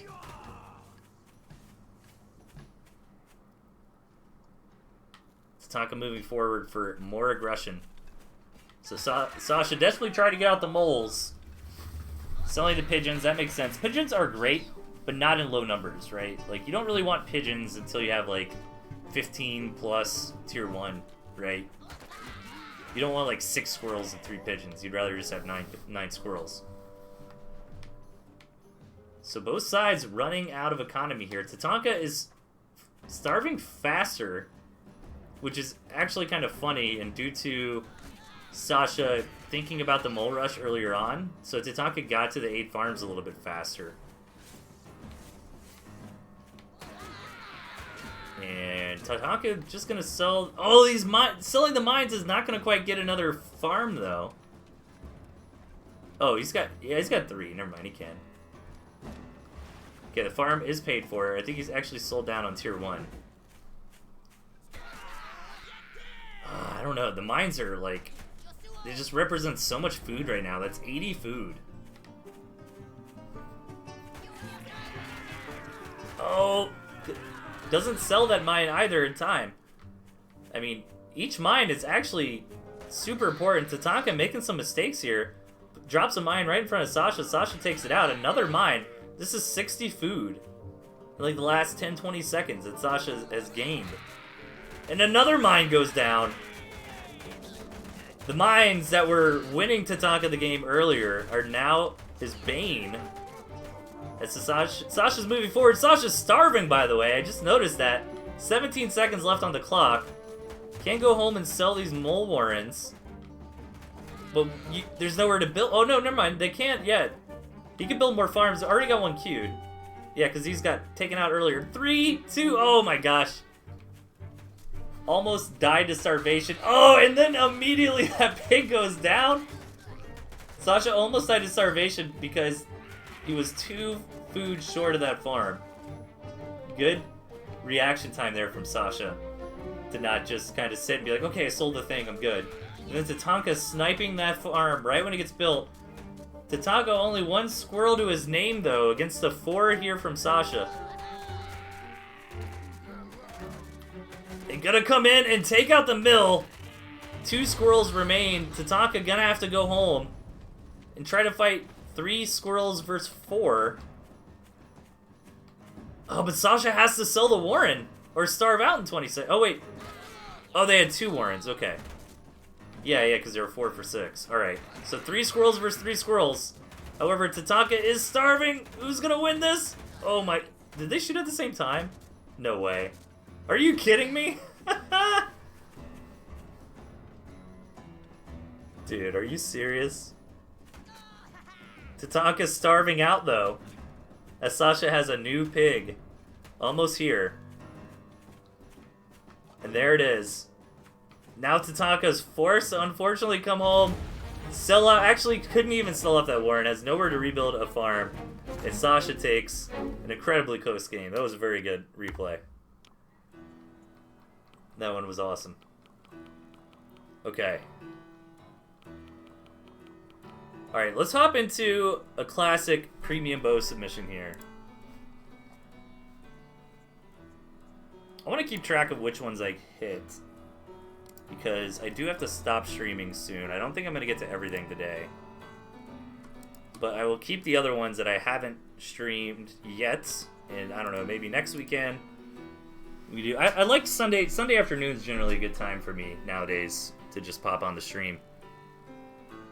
So having some replays available is great. As people are starting to play to practice for the Town of 21, feel free to submit me replays. ToothandTailTV@gmail.com, or just honestly just message them to me on Discord is probably the easiest way. Don't forget what we are doing here is we are trying to promote joining the Town of 21. So follow that link to that Discord, sign up, and be a part of the next Tooth and Tail event. It's going to be a lot of fun. I just signed up as a sheriff. I think we're already getting some good participation, but the more people, the merrier. I think the bare minimum that we want is 16 at least. So I think we're almost there. It's going to be a lot of fun. Alright, yes, so... Okay, so I deleted those. I want to kind of delete replays as I play them. That way I can keep track of what I've done and what I haven't. So let's do one of the 2v2s, and then I want to do last replay. And that'll probably be it for today. And then we can get to some of these other games next week. Alright, so yeah, we'll do 2 more games today. So let's get into a 2v2 from Premium Bow. And in the bottom left, we have Premium Bow with Heartseed up against Tatanka and Sasha. And what a deck out of Tatanka here. 2v2s are really fun. Yeah, you can see Premium Bow is kind of doing the same thing. One player is going heavy on defense for the team, which is opening the other player up to have more units available. And map, you know, looks fine. I think it looks a little better for the P-Boop side over here, because this is an awkward base on the low ground like that. But if Sasha and Tatanka can kind of secure all this, that's going to be quite nice. So I think the map might be better for the left side early game, but if it does become a late game, might be better on the right side. Lots of defenses, though, which can really determine 2v2s. And it's been a while since the last 2v2 tournament, but owls as well, which are available to Sasha, are also very important. Tatanka, with that incredibly fast fox. We've seen a lot of fast tier 3 today. And Tatanka opting for a 7-farm fox, which did get scouted very quickly by the opposing team. And Heartseed's gonna react to that with a very fast wolf. Meanwhile, it's Premium Bow up to just getting home from a scout by the looks of it. And trying to expand, so Premium Bow, curious if they're gonna try to get some balloons up. This would be a good spot for a balloon. Tatanka knows it though. He's just gonna stand there. Now that Tatanka's gone, well, we see that balloon go up. There it is. A couple defenses, gonna make it harder for that fox to get any value. Fox can kind of like sneak around like this in here, but it'd be very risky. Yeah, Premium Bow just going ham with the defenses here, trying to expand up. Meanwhile, Wolf on the way. Fox is almost on the board. Sasha getting more general units, getting some boots on the ground here, some tier 1, some skunks.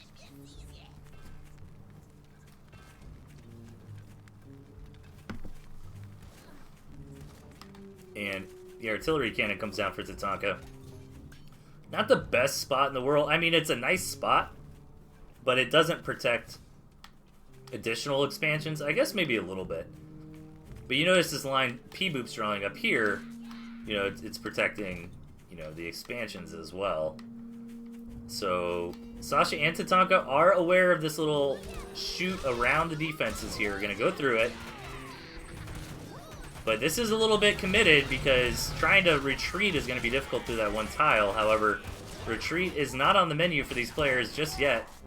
As so Sasha's core army with the fox from Tatanka getting some good work in. Premium Bow coming in with the lizard flank though. Good reaction from Tatanka. Gonna get that fox alive out of there, but Sasha's army gets wiped out. And the economy is really what I'm worried about. I mean, Premium Bow took some shots from the fox there, but does have the expansion up. And the red and blue team up here have not secured a second base just yet. And now, as I say that, they're starting to get moving on those.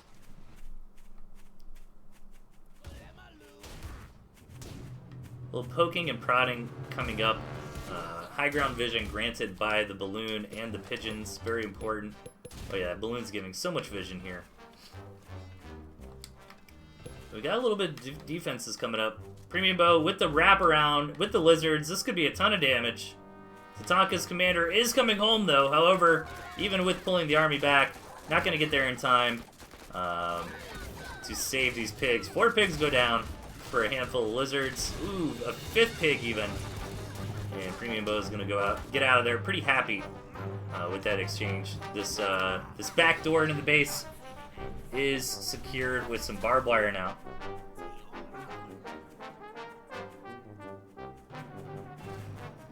And Sasha with a huge economy, by the way. 16 farms, at least for the next 2 seconds.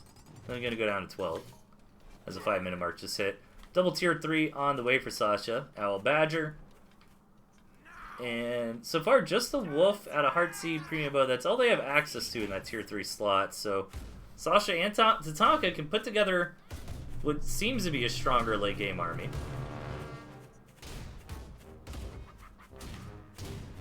A little bit of ferret war going on right now. As Premium Bow again. Worked once, and why not try again? And this is going to be devastating. Tatanka up here microing the ferrets on the front line. Meanwhile, these lizards come in through the back. More than enough lizards to overwhelm those 2 turrets, and just getting some good Warren damage. Not really focusing on these pigs, as they're on the way out anyways. Even going to get this fox Warren. It's going to be close, but it does go down. 3 lizards going to try to kill this fox. Won't quite get it. Tatanka trying to take that backdoor defense a little bit more seriously. But here we go. Heartseed's army, buffed up by the wolf, is crashing in. Gonna pull back for now. Tatanka doing a great job with this Fox Micro. Still hasn't died, and really doesn't want it to die at this point because that Fox Warren is down, but it gets close and it runs away. Meanwhile, Premium Bow getting that mill up top, getting a lot of pig damage. The Fox stays alive, though. Needs to be careful with this Fox around wolf buff units. Makes them quite fast. And Premium Bow just getting more and more lizard damage. Tatanka and Sasha building up to a better army in the late game.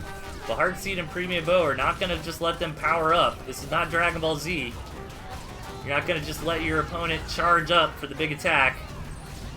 And Heartseed's army is just absolutely huge. One thing that, I mean, Heartseed's had a very good economy most of this game.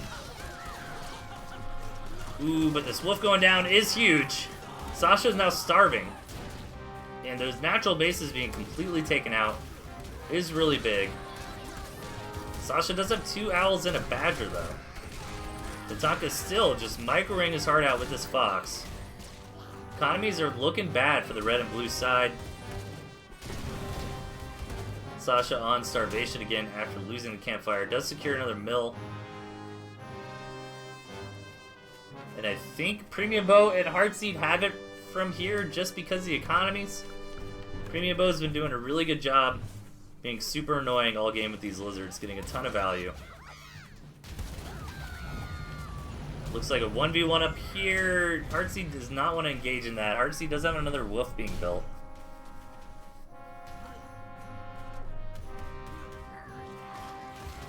Sasha gonna move in. It's kind of like 2 1v1s right now.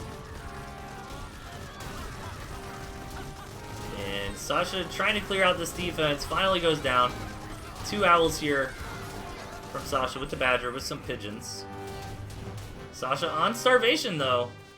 Gonna have to snag this campfire, but that's very contested. It's basically throwing 60 bucks away. Oh, never mind, I'm sorry. He's got that mill there as well, so a farm gets placed, stops that starvation.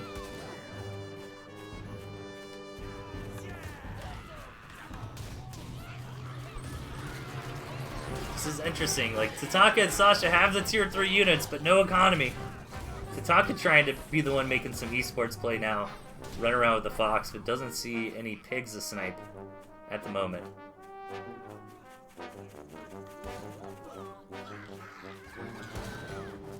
These owls, or these mice, get a little bit of value, but the problem is that Sasha and Tatanka are having a hard time actually taking any farms at the moment.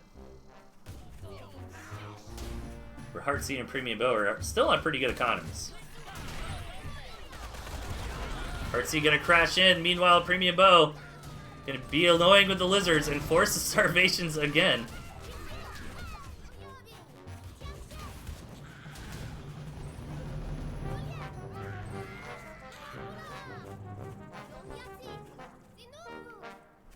And still really impressed by this Fox control from Tatanka. Still the original Fox. Still getting value. But starvation is coming for the red and blue team. Meanwhile, green and yellow continue to build the economy. It's really Heartseed's army here. Heartseed is just trying to get enough of a force to be able to overwhelm the double owl badger. And I think they're close. A few more falcons in the mix should do it. Also, the attacks have been lined up to where as Heartseed engages, Premium Bow tries to run around the lizards. But they're going to go for it this time. Wolf buff on those falcons, going to do a ton of DPS. Premium Bow is now on starvation. And Sasha and Tatanka are going to hold off for now, running back to their defenses. Only 1 owl going down for the red and blue team here. And slowly but surely, they're trying to get these pigs going. Meanwhile, Heartseed's economy is starting to fluster. Now, this mill that Tatanka took back here is actually very important because resources are starting to run out on this side of the map. Heartseed might take this mill down. It looks like it will survive as the main army starts to clash, but that's a dead owl right there. Heartseed is now starving. Almost all the farms have been taken from the southwest side of the map. And this is really impressive. Even though I think Sasha and Tatanka are about to lose here, they definitely did a lot more of this game with a lot less. I mean, if you look at the incomes, yellow and green have been way ahead. It really shows you the power of tier 3 units in the hands of two of the best players of the game. Everybody is starting to starve, though. Heartseed desperately needs to take this mill. We'll have time. 28 seconds is enough. I think it's 20 seconds to build the mill. And Tatanka can stop the starvation with the campfire there. Sasha trying to get access to another campfire here in the central south part of the map.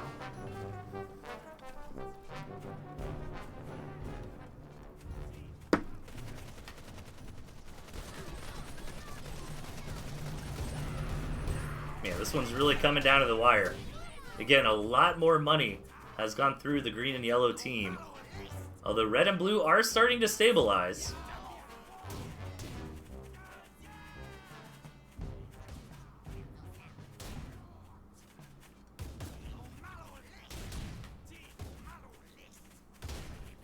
And let's see, still that original fox from Tatanka. Needs to be careful though against these wolf buff units. And the ferrets shelling down. Tatanka back on starvation after losing that mill. And Tatanka's going to have to start selling off these defenses just to stay alive. Meanwhile, Premium Bow's sneak attack force is down to only 3 lizards, but is going to comb around, see if there's anything to take over here. There is not. And where's Premium Bow going to... Well, Premium Bow does have these farms down here that are almost not worth taking because they really don't have any wheat left on them. But they can be taken to stop that starvation clock. Sasha has secured a campfire, and Tatanka trying to do the same. They've really got a battle over this campfire. This campfire is incredibly important.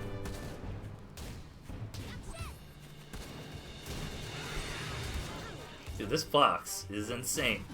Can't believe it's still alive. Tatanka will lose the game before this fox dies. And that campfire goes down.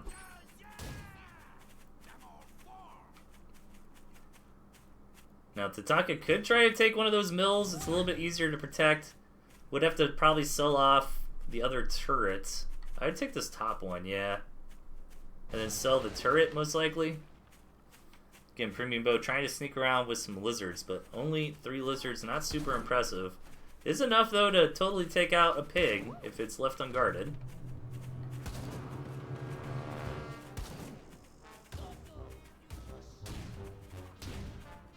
Let's see, Tatanka does sell that turret.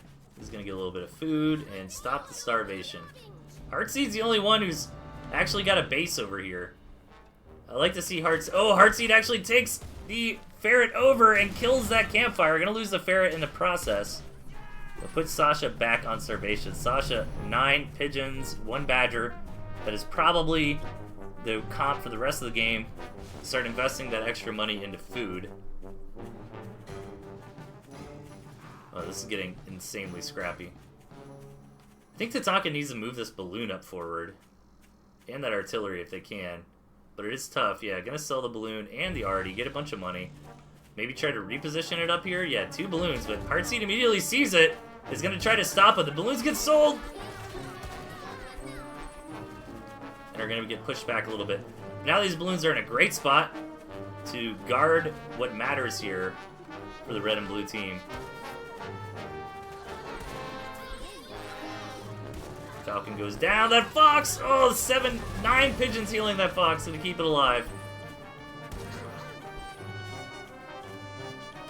More and more value here out of Tatanka. Heartseed's just got to find the extra money to keep farming up that 9 o'clock base. Premium Bow scouting around. Really doesn't have much left to their name. Actually, Premium Bow is starting to stock up on some food and getting some use out of these lizards. Taking down a Warren. Trying to pull the units up out of position, but the Badger Fox Pigeon combo too strong.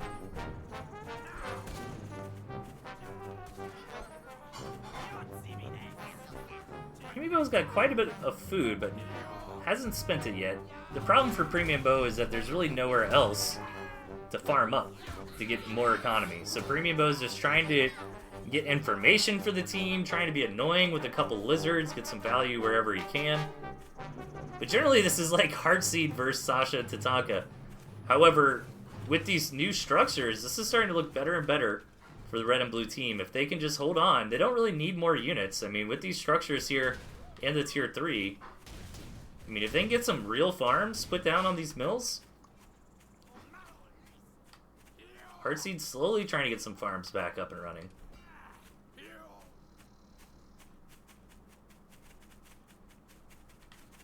Sasha really wants to go deny this base, but it's very risky.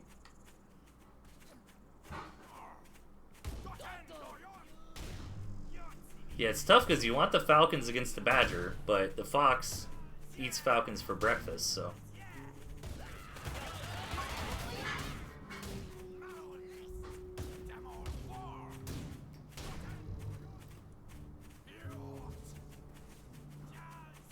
I don't even know what to say anymore about this one. We're in 17 minutes.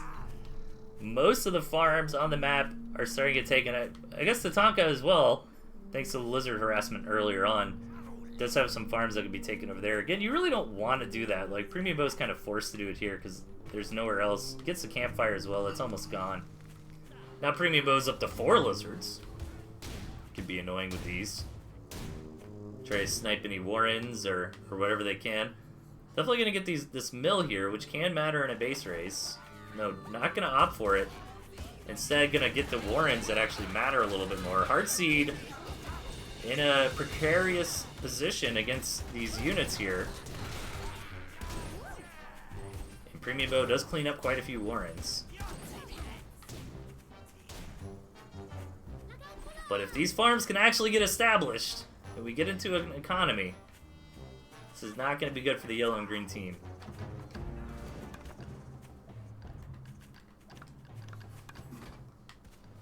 I mean, this is such a hard spot to break. 2 turrets, 2 balloons, 2 tier 3, and 2 team members who really want to win this match. As we're almost at 19 minutes in, almost every little piece of food on the southwest side of the map has been taken. Only Heartseed left over here with some bountiful farms. Premium Bow gonna start starving soon. It might just be eliminated from the game. And take this Warren out. Okay, Premium Bow trying to distract one way while Heartseed comes in to hit the other. I don't know if the units got far enough out of position, but gets the kill on the mill. And Sasha is sent to the kitchens as Premium Bow also gets the kill on the other mill at the same time. That was insane. Great teamwork there. Elimination by the actual way you get eliminated in this game, which is no more mills.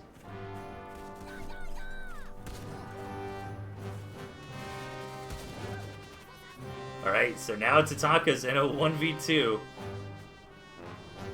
with only a Fox to his name. The same Fox this whole game, by the way.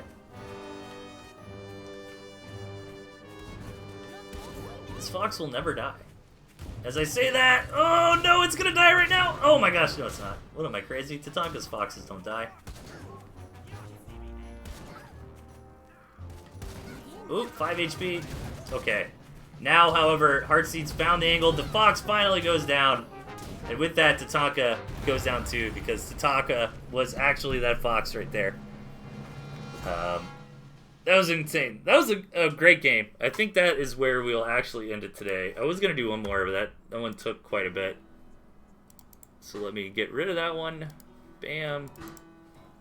Okay, so thanks everybody for tuning in. It was a lot of fun. If you haven't already, definitely sign up for the Town of 21. There's that Discord one more time. Hope this link is right. Okay, it is. Because I just keep linking this. Yeah, and I don't know. I'll probably stream again next weekend. I like kind of streaming Sunday afternoons like this. Kind of lines up with my schedule. I don't really have as much time nowadays to stream as I used to. But it is fun popping on, chatting with y'all folks, and watching some matches. So, Take care, everybody. Sign up for the event. Good luck in the appetizer division, and we'll catch you next time. See ya.